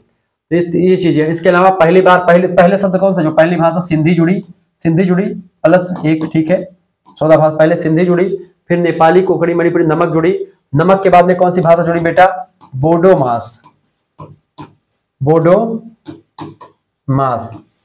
तो 14 भाषा ये थी, 14 भाषाएं थी, कौन कौन सी 14 देखिए 14 भाषा, हिंदी, बांग्ला, तेलुगु, मराठी, तमिल, उर्दू, गुजराती, कन्नड़, मलयालम, उड़िया, पंजाबी, असमी और इसके अलावा कश्मीरी और संस्कृत, ये 14 भाषाएं हो गई। ठीक है, उसके बाद में एक भाषा कौन जुड़ी, सिंधी भाषा जुड़ी। फिर उसके बाद में 3 भाषा जुड़ी इकट्ठा, नेपाली, कोंकणी और मणिपुरी, नमक के नाम से इसको जानते हैं। फिर उसके बाद तीसरी भाषा, मतलब उसके बाद कौन सी 4 भाषा जुड़ी, बोडो मास, बो माने क्या होता है, बोडो भाषा, ठीक है, बोडो भाषा। डो माने कौन सी, डोंगरी भाषा, डोंगरी भाषा, ठीक है। मा माने कौन सी, मैथिली भाषा, कौन सी भाषा बेटा, मैथिली भाषा, ठीक है। ये सा माने संथाली भाषा, ठीक है।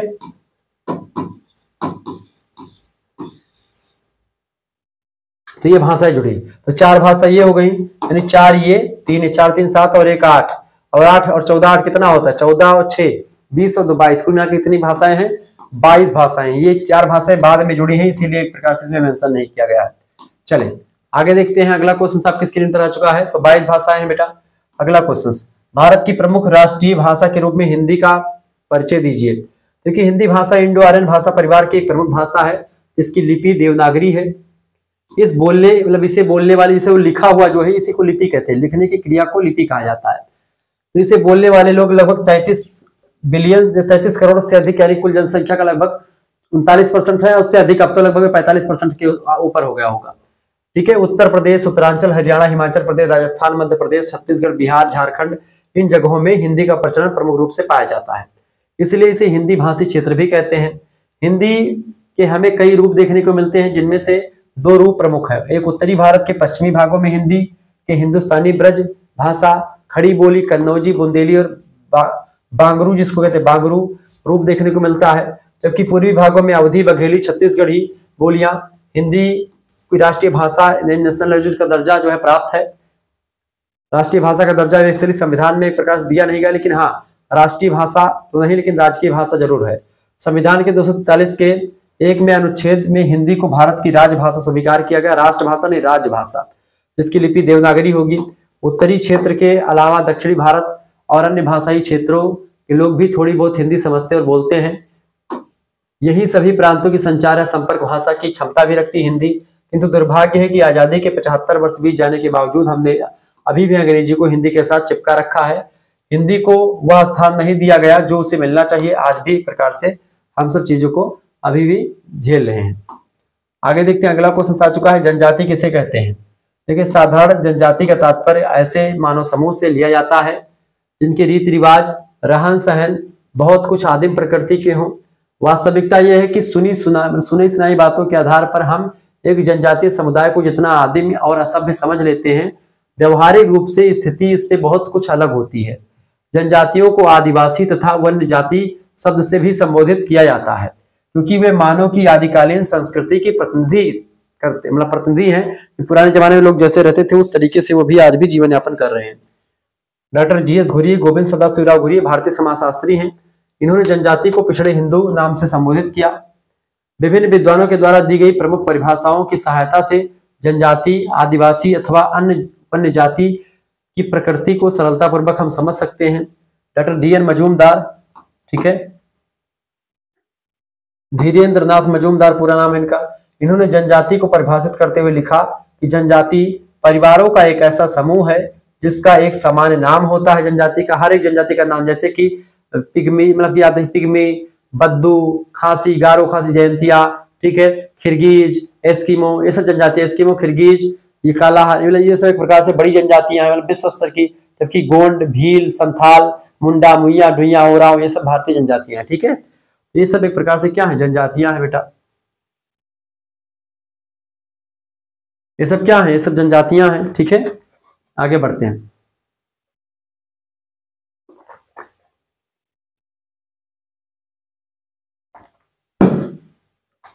चले, जिनके सदस्य एक निश्चित क्षेत्र में निवास करते हैं। एक नाम होता है जनजातियों का, एक ऐसा समूह लोगों का जिसका एक नाम होता है। सदस्य एक निश्चित क्षेत्र में निवास करते हैं, एक सामान्य भाषा बोलते हैं जनजाति के लोग, और विवाह और व्यवसाय के विषय में कुछ विशेष नियमों के द्वारा एक प्रकार से जुड़े हुए होते हैं, ठीक है, वो होती है जनजाति। आगे देखते हैं, अगला क्वेश्चन आपके स्क्रीन पर आ चुका है, विवाह की अवधारणा स्पष्ट कीजिए। विवाह किसे कहते हैं, देखिए विवाह की अवधारणा स्पष्ट कीजिए। विवाह का शाब्दिक अर्थ होता है उद्वाह, अर्थात वधू को वर के घर ले जाना ही विवाह कहलाता है। विवाह को परिभाषित करते हुए लूसी मेयर नाम के समाजशास्त्री कहते हैं कि विवाह की परिभाषा यह है कि वह स्त्री पुरुष का एक ऐसा योग होता है, योग माने जोड़, स्त्री पुरुष को मिलाने का एक जो है संस्था होती है, जिससे स्त्री से जन्मा बच्चा माता पिता की वैध संतान माना जाता है। यानी बिना विवाह के अगर किसी महिला को पुत्र हो जाता है, पुत्री हो जाती है, तो उसको एक प्रकार से खेत पात में समाज की दृष्टि से हिस्सा नहीं मिलेगा। पता है कि भाई फलाने का लड़का है, फलाने के साथ संबंध इनका था, लेकिन फलाने के एक प्रकार से खेत में उसका एक प्रकार से वैधानिक जो है वो नहीं होगा हिस्सा, वो नाजायज औलाद कहलाती है। ठीक है, वो वैध संतान नहीं कहलाती है, वो एक प्रकार से अवैधानिक संतान कहलाएगी जो बिना शादी के पहले हो जाती है, मतलब शादी से पहले हो जाती है।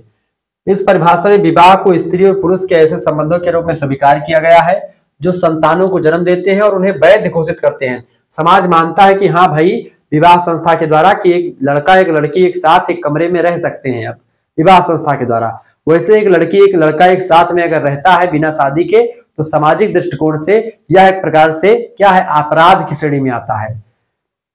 इसके फलस्वरूप माता पिता और बच्चों को समाज में कुछ अधिकार और परिस्थितियां प्राप्त हो जाती है जब विवाह के द्वारा चीजें होती हैं। विवाह से पहले हो जाए तो उसको एक प्रकार समाज उसको दंड का प्रावधान भी करता है समाज उसके लिए। विवाह की परिभाषा WHR रिवर्स भी कहते हैं कि जिन साधनों के द्वारा मानव समाज में यौन संबंधों का नियमन होता है उन्हें विवाह की संज्ञा दी जा सकती है। यानी कि ऐसा नियम कायदा, यानी जिन साधनों के द्वारा, जिन नियमों के द्वारा मनुष्य जो होता है, मानव समाज में यौन संबंध यानी कि जो सेक्स रिलेशन होता है वो स्थापित हो जाता है, उसी का नियमन करता है ऐसा मानव समाज में ऐसा नियम साधन, ऐसे एक प्रकार से ऐसा नियम, उसी विवाह की संज्ञा दी जाती है। दूसरे विद्वान है अगले बुगार्डर्स, कहते हैं कि विवाह स्त्री और पुरुष के पारिवारिक जीवन में प्रवेश कराने वाली संस्था का नाम है विवाह, जो स्त्री और पुरुष को परिवार के रूपी संस्था में प्रवेश करवाने के लिए इजाजत देती है। मजूमदार और मदान कहते हैं विवाह में कानूनी या धार्मिक आयोजन के रूप में सामाजिक स्वीकृतियों का समावेश होता है। समाज के लोग एक प्रकार स्वीकृत करते हैं कि हाँ भाई आप शादी कर सकते हो, ठीक है, जो विषम लिंगियों को यौन क्रिया और उससे संबंधित सामाजिक आर्थिक संबंधों में सम्मिलित होने का अधिकार प्रदान करती है। जॉनसन कहते हैं कि विवाह के संबंध में अनिवार्य बात यह है कि यह एक अस्थायी संबंध होता है। इसमें एक स्त्री और पुरुष एक दूसरे के जन्म जन्मांतर से जुड़ जाते हैं, जिसमें एक जो कि पुरुष जो है अधूरा होता है बिना स्त्री के और स्त्री अधूरी होती है बिना पुरुष के, यानी दोनों का एक प्रकार से एक दूसरे से बड़ा घनिष्ठ संबंध होता है। स्त्री और पुरुष का अपना एक प्रकार से क्या होता है, एक मान लीजिए रिक्त स्थान की पूर्ति हो जाती है जब शादी हो जाती है, ठीक है। इसमें एक पुरुष और एक स्त्री समुदाय में अपनी प्रतिष्ठा को खोई बिना संतान उत्पन्न करने की सामाजिक स्वीकृति प्रदान करते विवाह के द्वारा। अगर विवाह से पहले संतान प्राप्ति कर ले तो उनकी सामाजिक प्रतिष्ठा खत्म हो जाएगी, ठीक है। हॉबल कहते हैं कि विवाह सामाजिक आदर्श मानदंडों की एक समग्रता है जो विवाहित व्यक्तियों के आपसी संबंधों को, उनके रक्त संबंधियों, संतानों तथा समाज के साथ संबंधों को परिभाषित और नियंत्रित यानी कंट्रोल करते हैं। इस तरीके से विवाह की परिभाषा अलग अलग विद्वानों ने अपने अपने हिसाब से दी। कुल मिलाकर के विवाह एक संस्था है जिसके द्वारा किसी लड़के और लड़की को एक साथ रहने के लिए इजाजत दे दी जाती है सामाजिक तौर पर, ठीक है, और उससे उत्पन्न जो पुत्र होता है उसको वैधता दी जाती है कि भाई उसके माता पिता का कर्तव्य होगा कि उसकी देखभाल करेगा वो। विवाह की विशेषताएं, प्रश्न सब आएंगे परीक्षा में। विवाह की प्रमुख विशेषताएं क्या है? देखिए, विवाह एक मौलिक और सार्वभौमिक सामाजिक संस्था है। विवाह दो विषम लिंगियों का संबंध है। विवाह को मान्यता उसी समय प्राप्त होती है जब उसे समाज की स्वीकृति मिल जाती है। चौथी बात, विवाह संस्था के आधार पर लैंगिक या यौन संबंधों को मान्यता प्राप्त होती है। पांचवी बात, वेस्टरमार्क कहते हैं विवाह को एक सामाजिक संस्था के अतिरिक्त एक आर्थिक संस्था भी वेस्टरमार्क बताते हैं। वेस्टरमार्क कहते हैं कि एक विवाह जो होता है विवाह का सबसे अच्छा स्वरूप होता है।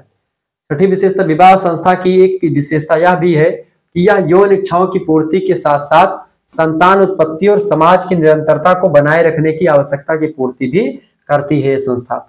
इसके अलावा विवाह संस्था व्यक्ति की सामाजिक स्थिति के निर्धारण में भी योगदान देती है, बिल्कुल देती है। तो ये सारी विशेषताएं आप नोट डाउन कर सकते हैं। इसमें कुछ रॉकेट साइंस था नहीं, तो आप सभी लोग जानते भी हैं, ठीक है। आगे देखते हैं, अगला क्वेश्चन आ चुका भैया। अगला क्वेश्चन आ चुका है, सामान्य धर्म का हुए और विशिष्ट धर्म का हुए। देखिए, दो विशिष्ट धर्म क्या होता है, जब किसी विशिष्ट परिस्थिति में आप अपनाते हैं उसको। सामान्य धर्म क्या होता है, सामान्य धर्म जो आसपास सभी धर्म है, ठीक है। और आपद धर्म होता है जब कोई प्रकार से अचानक से कोई किसी भी धर्म को मानना पड़ जाए, आपको किसी जबरदस्ती मानना पड़ जाए या किसी भी सिचुएशन में मानना पड़ जाए, ठीक है, उसको आपद धर्म कहते हैं। चलिए समझते हैं। सामान्य धर्म का क्षेत्र व्यापक होता है, बड़ा होता है, जबकि विशिष्ट धर्म का क्षेत्र अपेक्षाकृत छोटा होता है, यानी कि विशिष्ट धर्म छोटा होता है और जो है समान धर्म बड़ा होता है। इसी कारण से समान धर्म को मानव धर्म भी कहते हैं। दूसरा अंतर यह है दोनों में कि समान धर्म का संबंध मुख्यतः ईश्वर के प्रति, ईश्वर प्राप्ति के साथ साथ जबकि विशिष्ट धर्म का संबंध लौकिक जीवन के साथ है। विशिष्ट धर्म केवल लौकिक सुख शांति आपको देता है, जबकि जो है समान धर्म आपको ईश्वर प्राप्ति तक ले जाता है। तीसरी बात, ईश्वरीय विश्वास तथा देवी देवताओं की पूजा समान धर्म के अंतर्गत और कर्तव्य पालन विशिष्ट धर्म के अंतर्गत आते हैं। यानी कर्तव्य पालन जो आप करते हैं, जैसे मैं एक टीचर हूं, यह मेरा एक प्रकार से जो है विशिष्ट धर्म है कि मैं एक टीचर हूं, मेरा कर्तव्य जो है दूसरा कुछ होगा। मेरा धर्म क्या होगा कि पढ़ाना, ठीक है। और जो एक प्रकार से ये हमारा धर्म होगा क्या, समान धर्म होगा, उसमें हम क्या करेंगे, ईश्वरीय, यानी हम हिंदू धर्म से हैं तो वो हमारा आपका समान धर्म है। लेकिन हम एक टीचर है पेशे से, तो हमारा ये एक प्रकार से टीचर जो वाला धर्म है ये विशिष्ट धर्म हो जाएगा। चौथी बात, समान धर्म संपूर्ण समाज के कल्याण से संबंधित है, जबकि विशिष्ट धर्म जो है अन्य व्यक्तियों के संदर्भ में दायित्व निर्वाह से होता है। पांचवा अंतर है, सामान्य धर्म का प्रमुख लक्ष्य मानवीय गुणों का विकास से होता है, जबकि जो विशिष्ट धर्म होता है इसका लक्ष्य क्या होता है, विभिन्न व्यक्तियों और विभिन्न समूहों में तालमेल यानी सामंजस्य को बैठाना, ठीक है, और समाज में संगठन को बनाए रखने से होता है। यदि समान धर्म और विशिष्ट धर्म के आदेशों में कहीं टकराव की स्थिति पैदा हो जाती है तो व्यक्ति जो होता है विशिष्ट धर्म के अनुरूप आचरण करने की आशा जो है व्यक्ति से करी जाती है। समान धर्म उस समय त्याग भी देते हैं बच्चे। आगे देखते हैं आपद धर्म क्या है। आपद धर्म, इसको समझ लें। आपद धर्म क्या है, देखिए आपद धर्म का अर्थ होता है यह कि आपत्ति काल में या संकट के समय व्यक्ति को अपने सामान्य और विशिष्ट धर्म में कुछ परिवर्तन कर लेना चाहिए।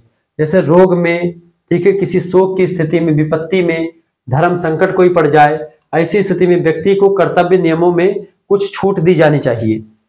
अपवाद की अनुमति प्रदान की गई है ताकि एक प्रकार से वह अपने सामान्य और विशिष्ट धर्मों को, कुछ नियमों को त्याग भी सकता है। यह परिस्थिति विशेष से संबंधित अस्थायी धर्म होता है, जो कि किसी से आपकी तबीयत बहुत खराब हो गई तो आप नहाए ना, ठीक है, या फिर आपकी ऐसी सिचुएशन आ गई कि आपके लिए कुछ दूसरे प्रकार के नियम कायदे बना दिए जाते हैं, ठीक है। जब व्यक्ति कर्तव्यों की दृष्टि से दो धर्मों के बीच टकराव की स्थिति पैदा हो जाए तो अधिक महत्वपूर्ण धर्म या दायित्व के निर्वाह के लिए दूसरे धर्म के नियमों को कुछ समय के लिए छोड़ देना आपद धर्म होता है। आपद धर्म के नियमों के अंतर्गत व्यक्ति को अपने प्राणों की रक्षा के लिए किसी भी प्रकार का आचरण करने की स्वीकृति दी गई है। जब बात प्राणों की आ जाए तो आप उसमें अपना धर्म बदल भी सकते हैं, धर्म को जो है मिटने भी दे सकते हैं। उदाहरण के रूप में कल्याण के हिंदू संस्कृति विशेषांक में एक ऋषि का वर्णन मिलता है कि जो अकाल के कारण से भूख से पीड़ित और मरणासन स्थिति में थे, इस स्थिति में अपने वर्ण धर्म पालन करने की बजाय अपने प्राणों की रक्षा करना उनके लिए सबसे उचित धर्म होगा, ठीक है, कि अपने प्राणों की रक्षा करें। सबसे पहला धर्म क्या होगा, उनके अपने प्राणों को बचाए, बाद में धर्म देखा जाएगा, ठीक है। अतः उन्होंने, जैसे कि मान लेते हैं, अब एक चीज आपने देखा होगा ओबीसी को, अब जब बात देश की आई, ओबीसी जो है खुल करके देश के तरफ से बोला, देश के समर्थन में बोला ओबीसी, बड़ा अच्छा लगा, पूरे देश ने उसको हीरो बना दिया क्योंकि उसने देश के लिए बोला। तो जब बात देश की हो तब आप एक प्रकार से अपने देश के लिए खड़े हो जाए, तब धर्म भूल जाए कि हिंदू हैं कि मुसलमान हैं, सिख हैं, ईसाई, बहुत पारसी हैं, तब आपका ये नहीं होगा। आप किस देश में रह रहे हैं आप उसको एक प्रकार से प्रेफरेंस देंगे। जब बात बेटा किसकी आ जाए, जब बात अपने देश की आ जाए, ठीक है, देश की आ जाए, धर्म भूल जाना उसी में, ठीक है, ये चीज ध्यान रखेंगे। आगे देखेंगे। अतः उन्होंने एक शूद्र से जूठे उड़द लेकर के खा लिए थे ऋषि ने, परंतु उनके यहाँ पानी नहीं पिया था क्योंकि वह उन्हें अन्यत्र कहीं से भी मिल सकता था पानी, इस वजह से पानी नहीं पिया। लेकिन अब उन्होंने उड़द खा लिया क्योंकि शूद्रों के यहाँ नहीं खाते हैं, लोग नहीं खाते थे पहले, अब तो खाते हैं। धर्म अनुकूल जीवन जीने के लिए आवश्यक है कि अगर कहीं पर कुछ ना मिले तो शूद्र के हाथ का पानी खाना भी खा लेना चाहिए, किसी भी ऋषि या मुनि को या किसी भी बड़े पंडित को। पहले जीवित रहोगे तब जाकर के धर्म बचेगा ना। आपत्ति काल में धर्म लक्षण के लिए झूठ बोलने की तक की आज्ञा भी दी गई है, यानी कि अगर आपको ऐसी स्थिति आ गई आपकी प्राणों की रक्षा उससे आपके एक झूठ से हो जाती है तो आप एक झूठ बोल सकते हैं। संकट की स्थिति में कर्मगत इस नियमों में अपनी बुद्धि के अनुसार थोड़ा बहुत परिवर्तन कर लेने की अनुमति दी गई है। यही काम किया था, किसने आपद धर्म का प्रयोग किया था, युधिष्ठिर ने, जब बोला था अस्वस्थामा हतो हतः नरो की कुंजरा, उन्होंने कहा अस्वस्थामा हतो हता, जैसे इतना कहा तैसे द्रोणाचार्य जो अपनी सब इंद्रियों को छोड़ दिए, आकर के बैठ गए, जैसे निकल पे रथ से उतरना शुरू कर दिया, रथ तो अपना धनुष फेंक दिया उठा करके, ठीक है। तो तैसे एक प्रकार से क्या हो गया, तैसे, लेकिन युधिष्ठिर ने क्या कहा, बाद में बोल दिया नरो या कुंजरो, यानी कि नर है कि कुंजर है मुझे नहीं पता, लेकिन हाँ अश्वत्थामा हतो हता, अश्वत्थामा हतो हता तेज बोल दिया और नरो कुंजरा धीमे बोल दिया। ठीक है, ये एक प्रकार से चालाकी कर गया और जो है द्रोणाचार्य को मारने वाला कोई पैदा ही नहीं हुआ था, खुद ही एक प्रकार से बैठ गए। धृष्टद्युम्न जाकर के उनकी गला को काट देता है, द्रौपदी का भाई। ठीक है, अर्जुन का सार या साला। केवल असमान परिस्थितियों में ही आपद्रव्यम का सहारा लेने की स्वीकृति प्रदान की गई है। जब अर्जुन के साले ने धृष्टद्युम्न ने पता चला भाई अग्नि से निकला है वो तलवार लेकर के, द्रोणाचार्य के सामने कौन, द्रोणाचार्य ने क्या किया था, पंचाल नरेश को बंदी बनवा लिया था अपने अर्जुन से कह करके, अपने 5 शिष्यों से कह करके। भाई अर्जुन मतलब ये दोनों लोग साथ ही में पढ़ते थे ना, द्रोणाचार्य और पंचाल नरेश। ठीक है, पंचाल नरेश द्रुपद और ये द्रोणाचार्य की साथ में गुरु शिष्य मतलब कि एक ही टीचर के यहाँ पढ़ते थे, दोनों लोग बड़े अच्छे मित्र थे। तब जब ये गुरु द्रोणाचार्य अलग हो गए, बड़े हो गए, दोनों लोग अलग अलग हो गए। ठीक है, फिर क्या हुआ कि ये द्रुपद के मतलब कि ये एक प्रकार से पंचाल के राजा हो गए, पंचाल राज के। ठीक है, और उसके बाद में जो है ये क्या नाम है, द्रोणाचार्य गरीब हो गए, ब्राह्मण थे, कोई ज्यादा कुछ मिला उला नहीं। ठीक है, लेकिन शिक्षा वो एक प्रकार से फिर परशुराम जैसे तीर धनुष सीखा उन्होंने जाकर के। तब वो एक प्रकार से क्या हुए, तब द्रोणाचार्य मतलब कि उन्होंने एक प्रकार से क्या किया, वो एक दिन गए उनके दरबार में, पंचाल राज के दरबार में गए, द्रोणाचार्य पहुंचे, कहा कि भाई जो है हम आपके मित्र हैं और हमको पहचाना नहीं। तो उसने पंचाल नरेश ने यानी द्रुपद ने बड़ी बेइज्जती करी इसकी कि भाई मित्र बराबरी वालों में होती है, तू कौन है, एक भिखारी है, तू दान लेने आया तो दान मैं तुझको दे देता हूँ, लेकिन ये मत बोल कि मैं तेरा मित्र हूँ, मित्र तो नहीं है तू मेरा। ठीक है, तो इस तरीके से जब अपमान हुआ तो द्रोणाचार्य ने उसी समय बात कर ली कि भाई अब तेरे बराबर होगा उसी दिन तुमको मुंह दिखाऊंगा, उसी दिन ठान लिया। ठीक है, तो उसने दृढ़ संकल्प कर लिया और पक्की इरादा से फिर परशुराम जी से शिक्षा ग्रहण करी। और परशुराम जी के शिक्षा ग्रहण करने के लिए जब गए ये क्या नाम है द्रोणाचार्य जी, उस समय वहीं पर भीष्म पितामह जी भी उनसे शिक्षा ग्रहण कर रहे थे। भीष्म पितामह और जो है इनका मित्रता हो गई, भीष्म पितामह से बातचीत हुई, फिर उसके बाद इन्होंने सीखा। तो उन्होंने कहा कि भाई आप हमारे शिष्य को मतलब कि हमारे यहाँ पर अब समय आने पर आपसे संपर्क करेंगे। तो भीष्म पितामह के जो है जो बच्चे थे, क्या नाम मतलब कि भीष्म पितामह बच्चे तो थे नहीं, जो आपके विचित्र वीर और इन सभी के थे, कुल मिलाकर पांडु के पुत्र और उनके पुत्र क्या नाम है, पांडव और कौरव के। ठीक है, दुर्योधन और ये सब, इन सबको गुरुकुल में भेज दिया इन्हीं के पास। तो जब शिक्षा दे दिया, कहा कुछ दक्षिणा लेने की बात आई, तो दुर्योधन गया द्रुपद से लड़ने के, द्रुपद ने दुर्योधन को भगा दिया मार करके। फिर जो है अर्जुन गया, अर्जुन मतलब एक पूरे चारों पांचों भाई के। फिर जो है धृष्टद्युम्न को बंदी मतलब उसको क्या नाम है द्रुपद को बंदी बना लिया गया, द्रोणाचार्य के समक्ष लाया गया। द्रोणाचार्य ने कहा कि भाई ठीक है चलो तुम मित्र हो मेरे, आज भी मैं मित्र मानता हूं, लेकिन अब पूरा राज्य जो है आपका मेरा है, मैं उनमें से केवल आधा राज आपसे लेता हूँ। आधा राज ले लिया द्रोणाचार्य ने और आधे पर बोल दिया तुम रहो, अब मैं बराबर हूं तुम्हारे, अब तुमसे बात कर सकता हूँ। बातचीत किया, उसके बाद में उसी समय एक प्रकार द्रुपद के एक प्रकार से बहुत बड़ा खलबली मच गई। तो उसने अग्निदेव का यज्ञ करवाया, उससे दो एक पुत्री एक पुत्र उत्पन्न हुए। वो पुत्र इसलिए उत्पन्न करवाए थे ताकि द्रोणाचार्य का वध करवा सके। ठीक है, ये सिस्टम था। तो बैठ गया था तब जाकर काट गया था उसका सर द्रोणाचार्य का, नहीं तो ऐसा नहीं कर पाते। आगे देखिएगा, अगला क्वेश्चन आपके स्क्रीन पर आ चुका, फटाफट से आप देखने का प्रयास करेंगे। संयुक्त परिवार को विघटित और परिवर्तित करने वाले कौन कौन से कारक हैं, अथवा संयुक्त परिवार में हो रहे अभिनव परिवर्तन की समीक्षा कीजिए। देखिए वर्तमान में संयुक्त परिवार में बहुत परिवर्तन आ रहे हैं। देखिए इसके कई कारण हैं। पहला कारण क्या है, औद्योगिकरण की वजह से उद्योग बढ़ रहे हैं। आधुनिक युग में औद्योगिकरण परिवार के विघटन का सबसे महत्वपूर्ण कारण है।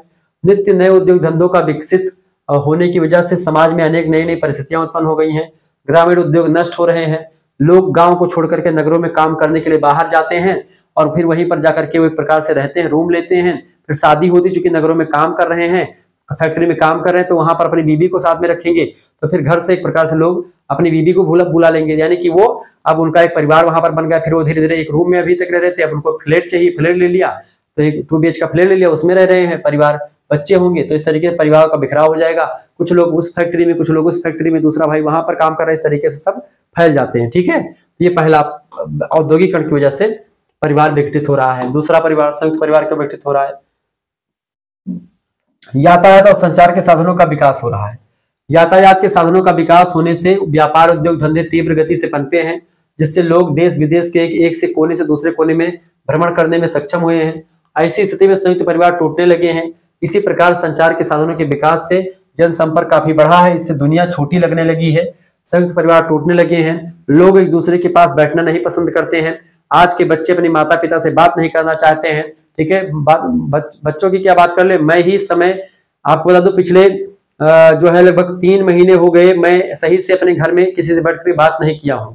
पढ़ाई में इतना बिजी हो गया हूँ इस समय आप लोगों के उसमें कि समय नहीं मिल पा रहा मुझे कि मैं 10 मिनट अपने परिवार को दे पाऊँ। बस खाना रूम में आ जाता है, वो खा लेता हूँ, फिर थाली बाहर से निकाल रख देता हूँ, चली जाती है, कोई मतलब नहीं रहता इस समय। तीसरी बात, जनसंख्या में वृद्धि। भारत में जनसंख्या में बड़ी तेज से वृद्धि हो रही है। वर्तमान में हमारी जनसंख्या 1 अरब से अधिक हो गई है। 1 अरब क्या 140 करोड़ जनसंख्या पहुंच चुकी है।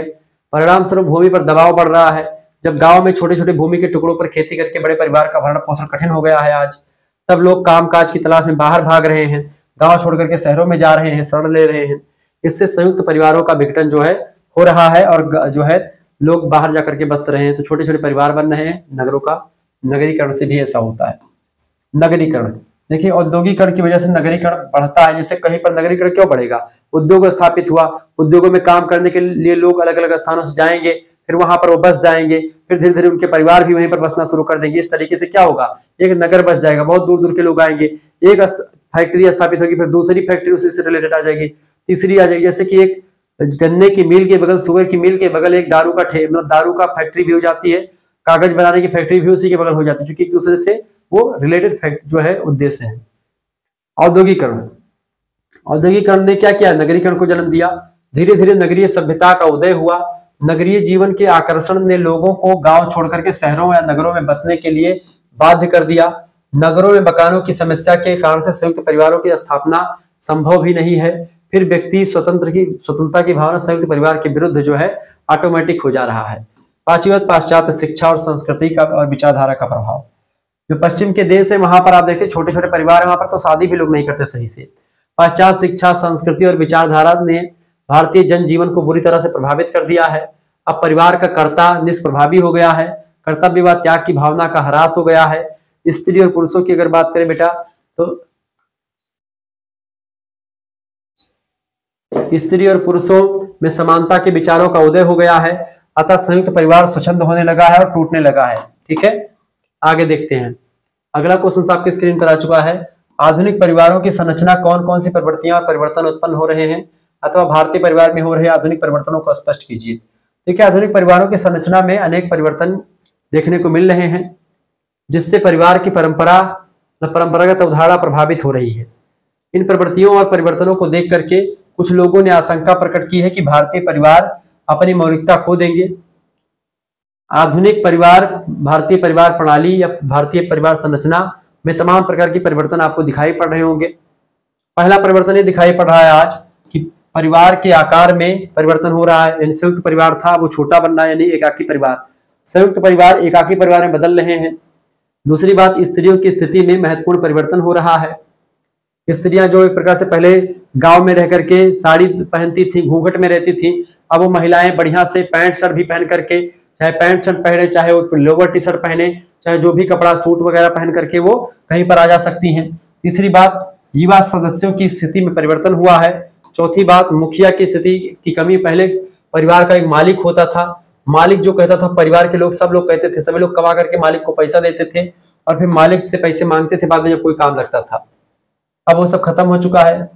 पांचवी, प्रदत्त स्थिति के स्थान पर अर्जित स्थिति का महत्व बढ़ गया है। आजकल ये नहीं कि आप किसके लड़के हैं, आजकल क्या चल रहा है कि आप कितने टैलेंटेड है, आप कितने पढ़े लिखे हैं, आपके पास कितना पैसा, आपने क्या किया है जीवन में। ठीक है।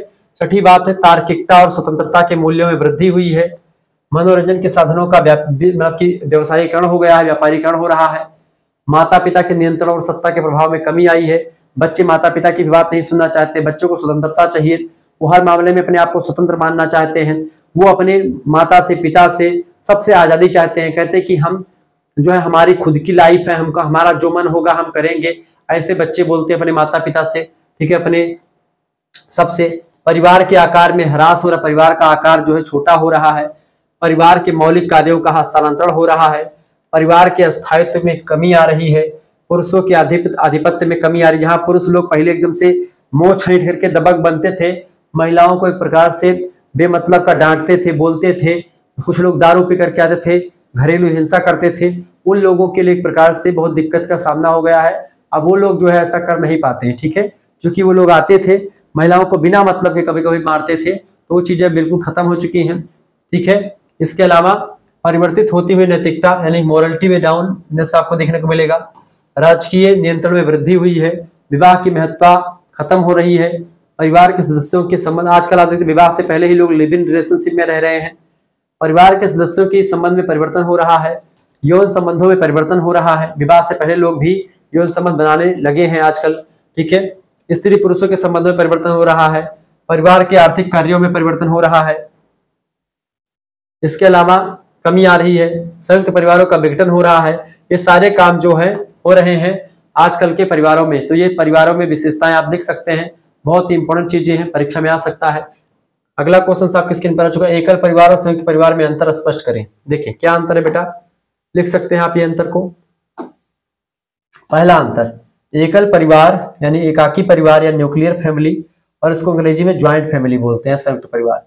एकल परिवार पति पत्नी और उनकी अविवाहित संतान से मिलकर के बनता है, यानी पति पत्नी हो और उनके बच्चे हो जिनकी शादी नहीं हुई हो। संयुक्त परिवार जो होता है उसमें 3 या 3 से अधिक पीढ़ियों के लोग एक साथ रहते हैं, जैसे आपके दादा हो, आपके पापा हो और आप रहते हो, ठीक है, ये 3 पीढ़ी है तो आप संयुक्त परिवार में रहते हैं। दूसरी बात, एकल परिवार की स्थापना व्यक्तिवादी आधार पर की जाती है, यानी व्यक्तिवादी आधार पर होती है, एकल परिवार में अपने मन की चलती है। दूसरी बात, संयुक्त परिवार की स्थापना के पीछे समूह के कल्याण की भावना होती है, एक समूह कल्याण, जो भी व्यक्ति है सभी कल्याण की बात। तीसरी बात, एकल परिवार का आकार छोटा होता है, संयुक्त परिवार का आकार बड़ा होता है। चौथा अंतर, एकल परिवार में माता पिता का प्रभुत्व होता है, संयुक्त परिवार में माता पिता नहीं बल्कि कर्ता, एक मालिक होता है, उसकी प्रधानता होती है, कर्ता परिवार का वृद्ध व्यक्ति या पुरुष होता है, ठीक है। पांचवी बात, एकल परिवार में संपूर्ण दायित्व पति और पत्नी दोनों के हाथ में होता है, जबकि संयुक्त परिवार में संयुक्त आय और संपत्ति परिवार के सभी सदस्यों के पालन पोषण का साधन होती है, ठीक है, किसी एक के पास नहीं होता है। कर्ता के हाथ में होता है लेकिन कर्ता सभी के लिए काम करता है। एकल परिवार में व्यक्तिगत आय और संपत्ति परिवार के भरण पोषण का साधन होती है, जबकि संयुक्त परिवार में संयुक्त आय एवं संपत्ति परिवार के सभी सदस्यों के पालन पोषण का साधन होती है। सातवां अंतर यह कि एकल परिवार अधिक गतिशील होते हैं और संयुक्त परिवार स्थिर होते हैं। इस तरीके से आपसे देखिए संयुक्त परिवार की विशेषता पूछे तो ये विशेषताएं भी लिख सकते हैं आप संयुक्त परिवार की, आपसे एकल परिवार की विशेषताएं पूछे तो ये विशेषताएं भी लिख सकते हैं, दोनों में अंतर पूछे तो ये दोनों अंतर भी लिख सकते हैं। यहाँ पर 2-3 क्वेश्चन आपके तैयार हो जा रहे हैं। आगे देखिएगा, अगला क्वेश्चन आपके स्क्रीन पर आ चुका, फटाफट से आप देखिएगा भैया। प्रश्न क्या आ चुका है, प्रश्न है वर्ग चेतना क्या है। देखिए, वर्ग व्यवस्था की एक महत्वपूर्ण विशेषता सभी वर्ग के सदस्यों में एक विशेष वर्ग चेतना का विद्यमान होना होता है। इस दृष्टिकोण से यह आवश्यक हो जाता है कि हम वर्ग चेतना की प्रकृति और विभिन्न समाजों में इसके स्वरूप को संक्षेप में उल्लेख करें। वर्ग चेतना जो की बात की, तो साधारण वर्ग चेतना का अर्थ होता है व्यक्तियों में अपने वर्ग की सदस्यता के प्रति जागरूकता जो है से तात्पर्य होता है, यानी जागरूकता हो अपने वर्ग को बढ़ाने के लिए, अपने वर्ग को आगे ले जाने के लिए, ठीक है। जबकि वास्तव में ऐसी धारणा बहुत संकुचित धारणा मानी जाती है कि अपने वर्ग को ही केवल आगे बढ़ाना है। कुछ लोग तो ऐसे होते हैं केवल अपने वर्ग को आगे बढ़ाने के लिए दूसरे वर्ग को दबा देते हैं, ठीक है। विस्तृत रूप से वर्ग चेतना व्यक्ति को केवल एक विशेष वर्ग में अपनी सदस्यता का ही ध्यान नहीं दिलाती, बल्कि उसे अन्य वर्गों के सदस्यों की स्थिति के प्रति जागरूक भी बनाती है।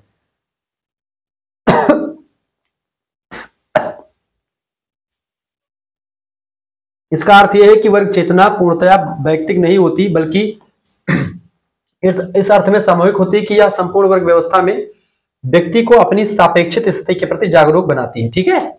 चलिए अगला क्वेश्चन आपके स्क्रीन पर आ चुका है, भारत में बढ़ती जनसंख्या को रोकने के 2 उपाय बताएं।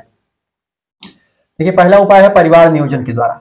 भारत में परिवार नियोजन कार्यक्रम बहुत व्यापक स्तर पर चलाए जा रहे हैं आजकल, अतः इसके प्रति जनता में जागरूकता जनसंख्या वृद्धि को रोकने के लिए सहायक हो सकता है परिवार नियोजन, जिसमें बताया जाता है कि भाई आप जो पुरुष कंडोम का प्रयोग करें, तमाम गोलियां चल रही हैं, सहेली, कॉपर टीन सभी का प्रयोग कर सकते हैं, ठीक है। इन सभी से निषेचन जो होता है वो रुकता है, ठीक है, यानी कि गर्भधारण होने की संभावना कम होती है। दूसरी बात, शिक्षा का प्रसार। परिवार नियोजन और परिवार कल्याण को शिक्षा के प्रसार के द्वारा शिक्षा को फैला करके, जब लोग शिक्षित होंगे तो अपने आप जाकर के चीजें करेंगे, अधिक सफल बनाया जा सकता है। शिक्षित व्यक्ति छोटे परिवार के महत्व को सरलता समझ जाते हैं, ठीक है, जबकि जो अशिक्षित होते हैं वो सोचते हैं कि भगवान हमको बच्चे दे रहा है। अगला क्वेश्चन आपकी स्क्रीन पर आ चुका है, परिवार नियोजन क्या है। परिवार नियोजन जनसंख्या के नियंत्रित और नियमित करने की एक प्रभावशाली विधि है। परिवार नियोजन का अर्थ होता है बच्चों की उत्पत्ति पर रोक नहीं लगाना, बल्कि उनकी उत्पत्ति को व्यवस्थित करना। इसलिए इसे आजकल परिवार कल्याण भी परिवार नियोजन को कहा जाता है, क्योंकि बच्चों की उत्पत्ति पर रोक नहीं लगाना, बल्कि उचित बच्चे, यानी कि 2 बच्चे हम 2 हमारे 2 के सिद्धांत पर काम करता है। अगला क्वेश्चन, परिवार नियोजन को परिभाषित कीजिए। परिवार नियोजन एक कल्याणकारी योजना है जिसका उद्देश्य व्यक्ति की उन्नति, परिवार की भलाई, समाज का सुधार और देश की उन्नति करना है। एच.एन. कौल ने कहा था। भारत में परिवार नियोजन की 4 आवश्यकताओं और महत्व को लिखिए। देखिए, भारत में परिवार नियोजन की आवश्यकताएं और महत्व। पहली बात तो स्त्रियों की स्थिति में सुधार हुआ है परिवार नियोजन से। दूसरी बात, सामाजिक प्रगति के लिए अनिवार्य है परिवार नियोजन। तीसरी बात, आर्थिक समृद्धि के लिए अनिवार्य है। शारीरिक स्वास्थ्य के लिए अनिवार्य है परिवार नियोजन। स्त्रियों की स्थिति सुधारने के लिए अनिवार्य है परिवार नियोजन। तो ये सब जरूरी है परिवार नियोजन, ठीक है, इन सभी के लिए। अगला क्वेश्चन आपके स्क्रीन पर आ चुका है। भारत में परिवार नियोजन के मार्ग में 2 बाधाओं का उल्लेख कीजिए। देखिए, भारत में परिवार नियोजन के मार्ग में कई बाधाएं आती हैं। उनमें से पहली बाधा है बाल विवाह। बाल विवाह अप्रत्यक्ष रूप से परिवार नियोजन के मार्ग में बाधा उत्पन्न करता है, क्योंकि बाल विवाह बच्चे जान ही नहीं पाते कि हमको एक प्रकार से किस तरीके से चीजों को करना होता है, या फिर इस तरीके से जो है बच्चा कैसे होता है। बाल विवाह पहले बहुत 12 साल पर हो जाते थे, पता ही नहीं चलता था लोगों को कुछ। दूसरी बात, अशिक्षा और अंधविश्वास। अशिक्षा और अंधविश्वास परिवार नियोजन में एक प्रमुख बाधा है। हमारा समाज धर्म प्रधान समाज है एवं लोग जो है संतान को ईश्वरीय देन मानते हैं। भाग्यवादिता परिवार नियोजन की सफलता के मार्ग में सबसे बड़ी बाधा होती है, ठीक है। आगे देखते हैं, अगला क्वेश्चन आ चुका है। प्रश्न, सांप्रदायिकता को परिभाषित कीजिए। देखिए, एक सांप्रदायिक व्यक्ति समूह वह समूह होता है जो प्रत्येक धार्मिक अथवा भाषाई समूह को एक ऐसी पृथक सामाजिक राजनीतिक इकाई मानता है जिसके हित अन्य समूह से पृथक यानी अलग होते हैं और उसके विरोधी भी हो सकते हैं। ऐसे ही व्यक्तियों अथवा व्यक्ति समूह की विचारधारा को संप्रदायवाद या सांप्रदायिकता कहा जाता है। विंसेंट स्मिथ ने कहा। सांप्रदायिकता बेसिकली आप देखते हैं कि जैसे एक धर्म का बहुत ज्यादा एक प्रकार से कट्टर होना या अपने ही धर्म को बताना, हमारा ही धर्म सर्वोपरि है, दूसरे का धर्म बर्बाद है, बेकार है, उसका कोई मतलब ही नहीं है, अपने धर्म को बढ़ाने के चक्कर में दूसरे धर्म को मार पीट करके पीछे ढकेल देना, ये सब गलत बात है। तो यही सब सांप्रदायिकता है। सांप्रदायिकता के 4 कारण देखिए। पहला कारण क्या है बेटा? मुसलमानों की धार्मिक कट्टरता। पहला कारण यही है कि मुसलमानों की धार्मिक कट्टरता की वजह से सांप्रदायिकता बढ़ रही है। दूसरी बात है आर्थिक और शैक्षिक पिछड़ापन है। जो व्यक्ति जिसके पास पैसा नहीं है, जो शिक्षित नहीं है, उनको लोग बरगला सकते हैं कि भाई संप्रदायवाद में कि धर्म के नाम पर आप लड़ सकते हो, ये कर सकते हो, कर सकते हो। जैसे जो आतंकवादी लोग आते हैं उनको धर्म के नाम पर भड़काया ही तो जाता है कि आप ये करोगे तो तुमको जन्नत मिलेगी, ये मिलेगा, वो मिलेगा, 72 हूरों के पास आप जाओगे, ये बोलते नहीं है, मतलब ये बताया जाता है उनको। जो एक प्रकार से जो ये होते हैं, एक प्रकार से जो उनको बताते हैं लोग, एक प्रकार से काफिरों को मारने से जन्नत मिलती है। ये कहीं अल्लाह थोड़ी ना बताएंगे कि भाई ऐसा करने से क्या होगा। अल्लाह तो एक प्रकार से भगवान है, तो वो एक प्रकार भगवान थोड़ी ना कहेगा किसी को मारो आप। भगवान तो कहेगा सभी शांति बना करके रखो, ठीक है। लेकिन अब ये लोग क्या करते हैं, ये लोग एक प्रकार उसका गलत फायदा उठाते हैं। लोगों को पहले से माइंड वॉश करते हैं उनका, ठीक है, माइंड मेकअप करते हैं उनका कि भाई तुम जो है ऐसे हो, तुम्हारा उद्देश्य केवल यही हुआ है कि जाकर के आप अपना प्राण दे दो, अगर तुम मर जाते हो तो तुमको जन्नत मिलेगी, ठीक है। ये सब चीजें बताया जाता है उनको बचपन से, उनके दिमाग में भर दिया था कि जो तुम कर रहे हो वही सही है, ठीक है। आर्थिक और शैक्षिक पिछड़ापन की वजह से ऐसा होता है। इसके अलावा हिंदुओं में प्रबल हिंदू राष्ट्र की भावना इस समय उमड़ रही है, ये भी संप्रदायवाद का एक बड़ा उदाहरण मतलब की कारण हो सकता है। शासन की उदासीनता, शासन चूंकि धर्म के मामले में उदासीन भी कभी कभी हो जाता है, तो ऐसे में भी ये चीजें सामने आती है। अगला क्वेश्चन आपके स्क्रीन पर आ चुका है। प्रश्न भैया, नक्सलवाद क्या है? देखिए, नक्सलवादी आतंकवाद का आशय माओ से तुंग के क्रांतिकारी यानी हिंसक वामपंथी दर्शन से प्रेरित आतंकवाद होता है, जो अपना लक्ष्य बनाता है सामाजिक आर्थिक न्याय पर आधारित व्यवस्था की स्थापना करना, जिसमें सामाजिक और आर्थिक न्याय मिले सभी जनता को। ऐसा ये लोग डिमांड करते हैं, लेकिन कभी कभी ये लोग गलत भी कर देते हैं इसी चक्कर में। अगला प्रश्न, नक्सलवाद का प्रभाव किन राज्यों में है? नक्सलवाद का प्रभाव बिहार, बंगाल, आंध्र प्रदेश, छत्तीसगढ़ इन राज्यों में है। राष्ट्रीय एकीकरण की अवधारणा स्पष्ट करें। देखिए, राजनीतिक तथा प्रशासनिक दृष्टि से सत्ता के अंतर्गत कई छोटे छोटे राज्यों के वैध मतलब की जो है बंध जाने या बैठ जाने, सामाजिक सांस्कृतिक दृष्टि से एक ही प्रकार के सांस्कृतिक रीति रिवाज का पालन करने, बंध जाने, ठीक है, बंध जाने, सामाजिक सांस्कृतिक दृष्टि से एक ही प्रकार के सांस्कृतिक रीति रिवाज का पालन करने, एक भाषा, तीज त्योहारों आदि के प्रभावित होने तथा मानसिक दृष्टि से सभी लोगों में एकता की भावना उत्पन्न करने से होने के रूप में राष्ट्रीय एकीकरण कहलाता है। यानी कि राष्ट्रीय एकीकरण होता है कि पूरा देश जो है एक हो जाए। जब भी बात, जैसे मैंने आपको बताया, हिंदू मुस्लिम सिख ईसाई आपस में सब भाई भाई, तो राष्ट्रीय एकीकरण का होता है सभी भाषा के लोग इकट्ठा हो जाएं, सभी जाति, सभी समूह, सभी धर्म, सभी संप्रदाय, सभी पार्टी के लोग सब एक हो जाएं जब देश की बात आए, तो वो राष्ट्रीय एकीकरण होता है वो, ठीक है। आगे बढ़ते हैं, अगला क्वेश्चन आ चुका है। राष्ट्रीय एकीकरण को परिभाषित कीजिए। देखिए, राष्ट्रीय एकीकरण एक मनोवैज्ञानिक तथा शैक्षिक प्रक्रिया है मन में जनसाधारण के प्रति एकता, पारस्परिक निर्भरता, सामान्य नागरिकता की भावना और राष्ट्र के प्रति भक्ति भावना सन्निहित होती है जो है राष्ट्रीय एकीकरण में। राष्ट्रीय एकीकरण के 4 आधार बताएं। देखिए 4 आधार कौन कौन से? भौगोलिक एकता, सामाजिक एकता, सांस्कृतिक एकता, धार्मिक समन्वय, ऐतिहासिक राजनीतिक एकता। ये सब एक प्रकार से राजनीतिक एकीकरण के या राष्ट्रीय एकीकरण के 4 आधार हैं। देखिए सारी संस्कृति के लोग इकट्ठा हो जाए, समाज सब एक हो जाता है, इतिहास राजनीति में सब इकट्ठा हो जाते हैं, सारी पार्टी इकट्ठा हो जाती है। भारत में राष्ट्रीय एकीकरण की 4 बाधाएं हैं, कौन कौन सी लिखिए। देखिए भारत में राष्ट्रीय एकीकरण की कई बाधाएं हैं। पहली बाधा है भाषावाद। देखिए भाषा के आधार पर देखते कभी कभी क्या होता है कि एक अलग देश की मांग होने लगती है। भाषा की समस्या ने देश में विभिन्न राज्यों में हिंसा, तनाव और घृणा और संघर्ष की स्थिति उत्पन्न कर दी है और एकीकरण को इससे खतरा एक प्रकार से उत्पन्न होता रहा समय पर। दूसरा जो एकीकरण के मार्ग में बाधा उत्पन्न करता है वो है सांप्रदायिकता।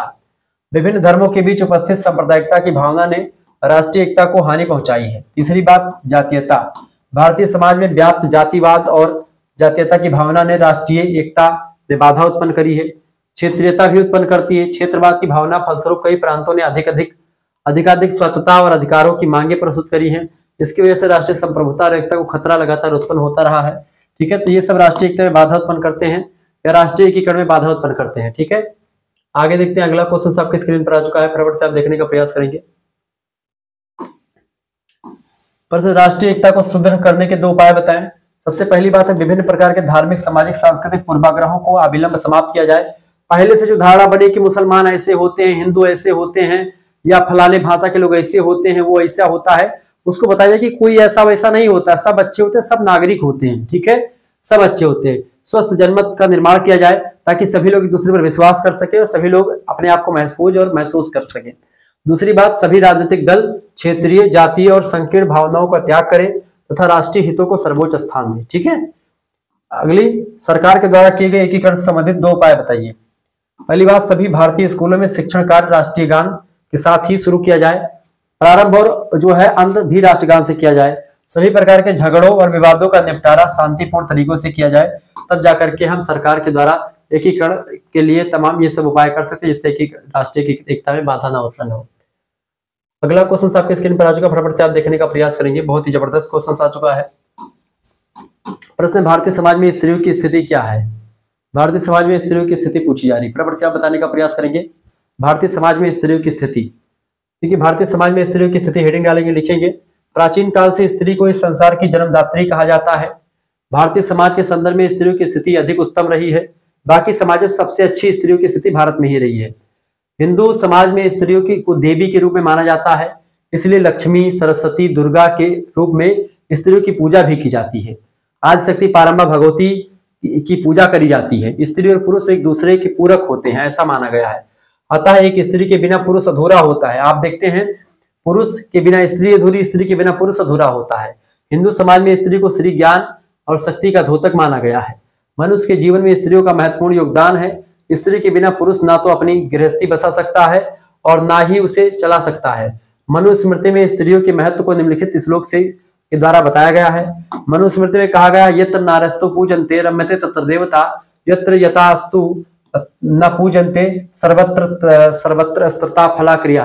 यानी उपरोक्त में बताया गया कि जहां पर नारी का सम्मान, मान सम्मान होता है वहां पर देवता निवास करते हैं, और जहां इनका मान सम्मान नहीं होता है वहां पर समस्त क्रियाएं विफल हो जाती। चाहे जितना आप अच्छा काम कर ले, अगर आपके घर में नारी नहीं होती तो प्रेत बाधा जो होती है आपके रसोई में आ जाती है, ऐसा भी माना जाता है। ठीक है, कहने का मतलब यह है कि घर में अगर स्त्री नहीं है तो आपकी लक्ष्मी घर में नहीं आएंगी। तो स्त्रियां लक्ष्मी का अवतार मानी गई हैं। ठीक है, स्त्रियों की पूजा होती। जननी जन्मभूमि से चा स्वर्गदैपी गरीयसी, जननी और जन्मभूमि दोनों स्वर्ग से बढ़कर के बताई जाती हैं। ठीक है, तो पूजा होती है। और आप देखते हैं नारियों की एक प्रकार से स्थिति भारत में सुदृढ़ रही है हमेशा से। आगे देखिएगा, एक तक आप देखते हैं अलग अलग स्त्रियों को मस्जिद में या अन्य धर्मों में जाने की इजाजत नहीं होती है, लेकिन आप देखते हैं हिंदुओं में मंदिर में स्त्रियों को जाने की पूरी छूट है, इजाजत रहती है। बिना स्त्रियों की पूजा संभव नहीं। कोई यज्ञ करवाना तो आपको स्त्री को साथ में लेकर के बैठना पड़ेगा। ठीक है, यहाँ तक कि जब जो है पत्नी जो है साथ में बैठती है, जो है विवाह होता है, सप्त फेरे 7 वचन मांगती है, तो उसमें 7वां वचन ये होता है, पुरुष कहता है 7वें वचन में कि देखो आप हमारे बाग में आ जाइएगा, क्योंकि स्त्री के बिना जो है हमारा 5वां वचन में पुरुष कहता है कि भाई स्त्री कि बिना में गृहस्थ जीवन प्रारंभ नहीं किया जा सकता है। तो अब मैं गृहस्थ जीवन में प्रवेश करने जा रहा हूँ, आप मेरे भाग में आकर के बैठ जाएं। मैं आपके सारे वचनों को मानता हूँ, आप भी मेरे वचनों को मान लीजिए, क्योंकि बिना स्त्री के जो है गृहस्थ आश्रम में प्रवेश करना संभव नहीं, गृहस्थ आश्रम नहीं व्यतीत कर सकते हम। ठीक है, तो ये चीजें हैं। अगला, प्राचीन काल में स्त्रियों की स्थिति क्या थी, विवेचना कीजिए। प्राचीन भारत में स्त्रियां पर विषय में एक संक्षिप्त टिप्पणी लिखिए। देखिए, प्राचीन काल में स्त्रियों का भारतीय समाज में महत्वपूर्ण स्थान रहा था। उन्हें बहुत मान सम्मान दिया जाता था। स्त्रियों को पुरुषों के समान माना जाता था प्राचीन काल में। प्राचीन काल के समय स्त्रियों के अधिकारों के विरुद्ध पुरुष कोई कार्य नहीं करता था। ठीक है,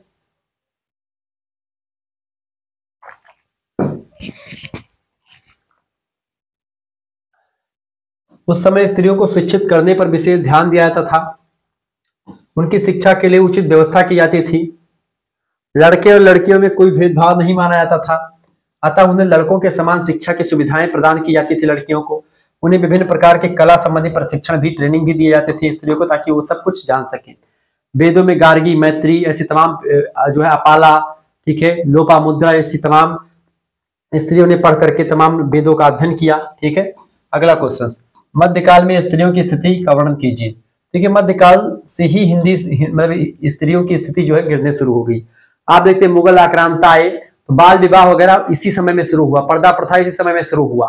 क्योंकि क्या होता था कि भाई ये लोग मुगल लोग जो थे होते थे, सुंदर कन्या देखते थे, जो है शादी करवा लेते थे, या फिर जो है जबरदस्ती जो है चीजें, बलात्कार, ऐसे तमाम प्रकार की चीजें कर दिया करते थे। तो उनसे बचाने के लिए लोगों ने अपनी कन्याओं का विवाह बहुत पहले ही करना शुरू कर दिया, बाल विवाह करना शुरू कर दिया, पहले से विवाह ही कर देते थे। तो इस तरीके से बाल विवाह शुरू हुआ।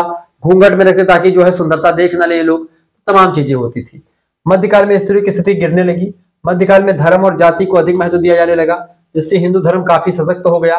इसके परिणाम स्वरूप बाल विवाह, दहेज प्रथा, सती प्रथा, बहुविवाह आदि प्रथाओं को लागू कर दिया गया, जिसके कारण से स्त्रियों की दशा और बिगड़ती चली गई।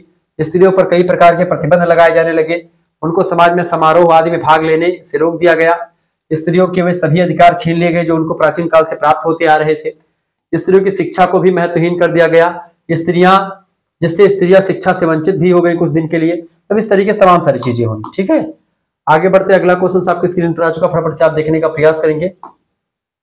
प्रश्न, भारत में सामाजिक वर्गों की संरचना पर प्रकाश डालिए। देखिए, सामाजिक वर्गों की प्रकृति को समझने के लिए यह जानना आवश्यक है कि भारतीय समाज की संरचना का निर्माण कितने तरह के वर्गों से हुआ है। इन सभी वर्गों की प्रमुख विशेषताएं क्या हैं? साधारणतः लगभग सभी विद्वान यह मानते हैं कि सभी समाजों में सामाजिक वर्गों की संरचना एक पिरामिड की तरह होती है, जिसमें सर्वोच्च वर्गों के सदस्यों की संख्या सबसे कम होती है। पिरामिड समझते कैसा होता है? इस तरीके से, यानी जो सबसे ऊंचे होंगे, बहुत धनी लोग होंगे, वो कम होंगे, फिर उससे धनी लोग जो है उससे कम होंगे, मतलब उससे ज्यादा होंगे थोड़े, फिर उससे ज्यादा लोग होंगे, फिर उससे ज्यादा होंगे, यानी पिरामिड में तो नीचे होगा सबसे ज्यादा होंगे, ठीक है, जो सामान्य जनता होगी, उससे ऊपर कुछ मध्यम वर्ग के लोग, फिर पूंजीपति कुछ वर्ग, और फिर सबसे जो है हाईएस्ट लोग। तो ये पिरामिड की भांति होती है। ठीक है, तो जब से सबसे ऊपर लोगों की संख्या कम होती है, निम्न वर्गों की संख्या जो होती है सबसे अधिक होती है। लेकिन इस पिरामिड का निर्माण कितने वर्गों में होता है, इस बारे में विद्वानों में मतभेद है।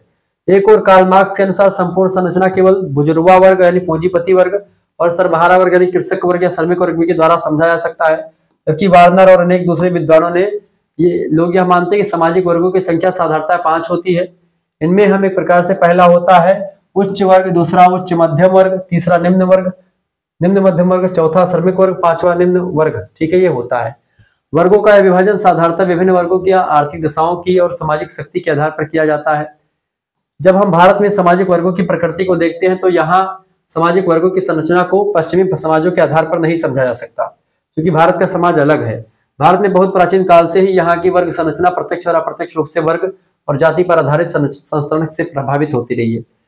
यहाँ की सामाजिक व्यवस्था जन्म पर आधारित होने के कारण से व्यक्ति समूहों की आर्थिक और सामाजिक परिस्थिति के निर्धारण में उनकी योग्यता और प्रयत्नों का अधिक महत्व नहीं रहा। यहाँ पर योग्यता और वो नहीं ज्यादा इंपॉर्टेंट है, यहाँ पर जो है उसका कुल और इंपॉर्टेंट होता था, जिस धर्म में आप पैदा हुए, जिस जाति में।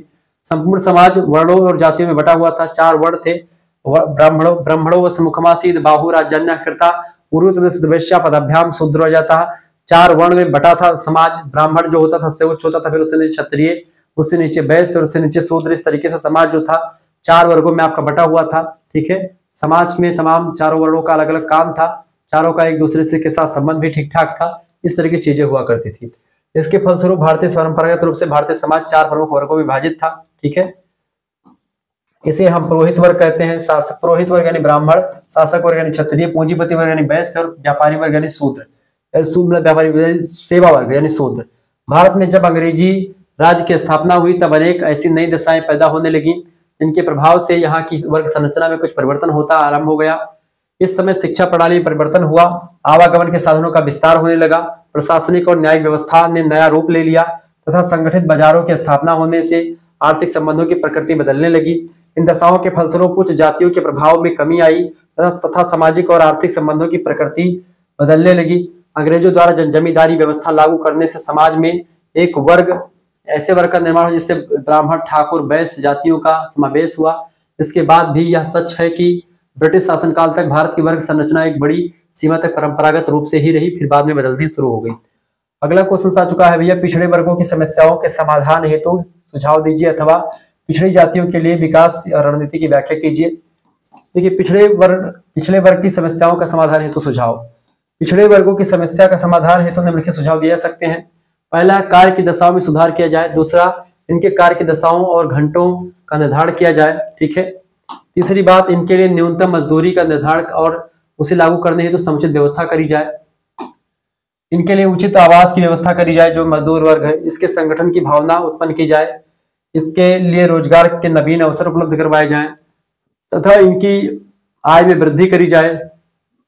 इनके शिक्षण और प्रशिक्षण की समुचित व्यवस्था करी जाए। इनके लिए सामाजिक सुरक्षा और लोक सेवाओं जैसे अस्पताल, पीने का पानी, उपभोग की सस्ती वस्तुएं और शिक्षा की आदि समुचित व्यवस्था भी करी जाए, ठीक है। ये होता है क्या? ये होता है आपका पिछड़ा वर्ग की तमाम प्रकार की विशेषताएं उनके लिए की जाए सरकार के द्वारा। दलित से आप क्या समझते हैं? दलित, देखिए, दलित यानी अनुसूचित जातियां, एसटी, शेड्यूल्ड कास्ट, जिन वर्गों का प्रयोग हिंदू सामाजिक संरचना सोपान में निम्नतम स्थान रखने वाले समुदाय के लिए किया जाता है, वो दलित या अनुसूचित जातियां कहलाती हैं। निम्नतम यहाँ पर करें, निम्नतम, ठीक है। वो दलित या अनुसूचित जनजातियां कहलाती हैं। निम्नतम स्थान का अर्थ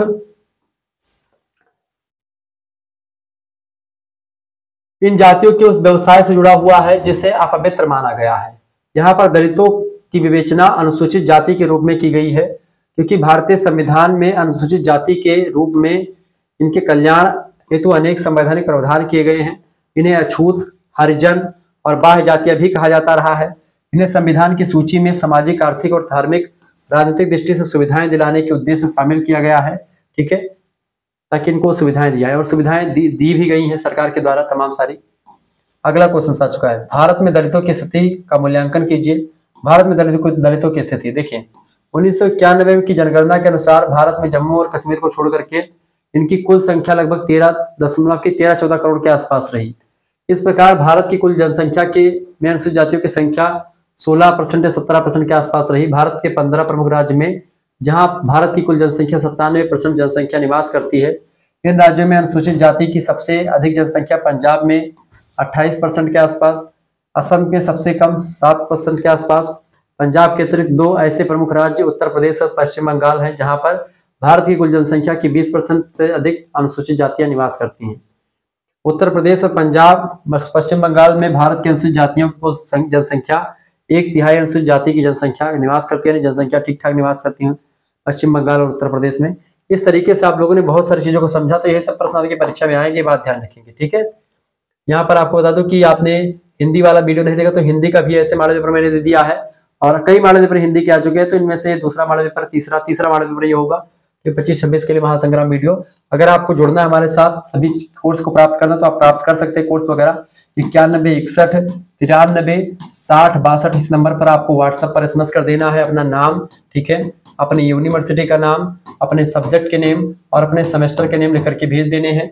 आपके पास एक स्कैनर भेजा जाएगा, उसी पर आपको मात्र 100 रुपये फीस जमा कर देनी होगी। आपको सब कुछ मिलेगा यहाँ पर, notes, PDF notes, live class, video lecture, group, सब कुछ आपको मिल जाएगा। तो सेकंड सेमेस्टर की फीस कितनी है बेटा? 100 रुपये है।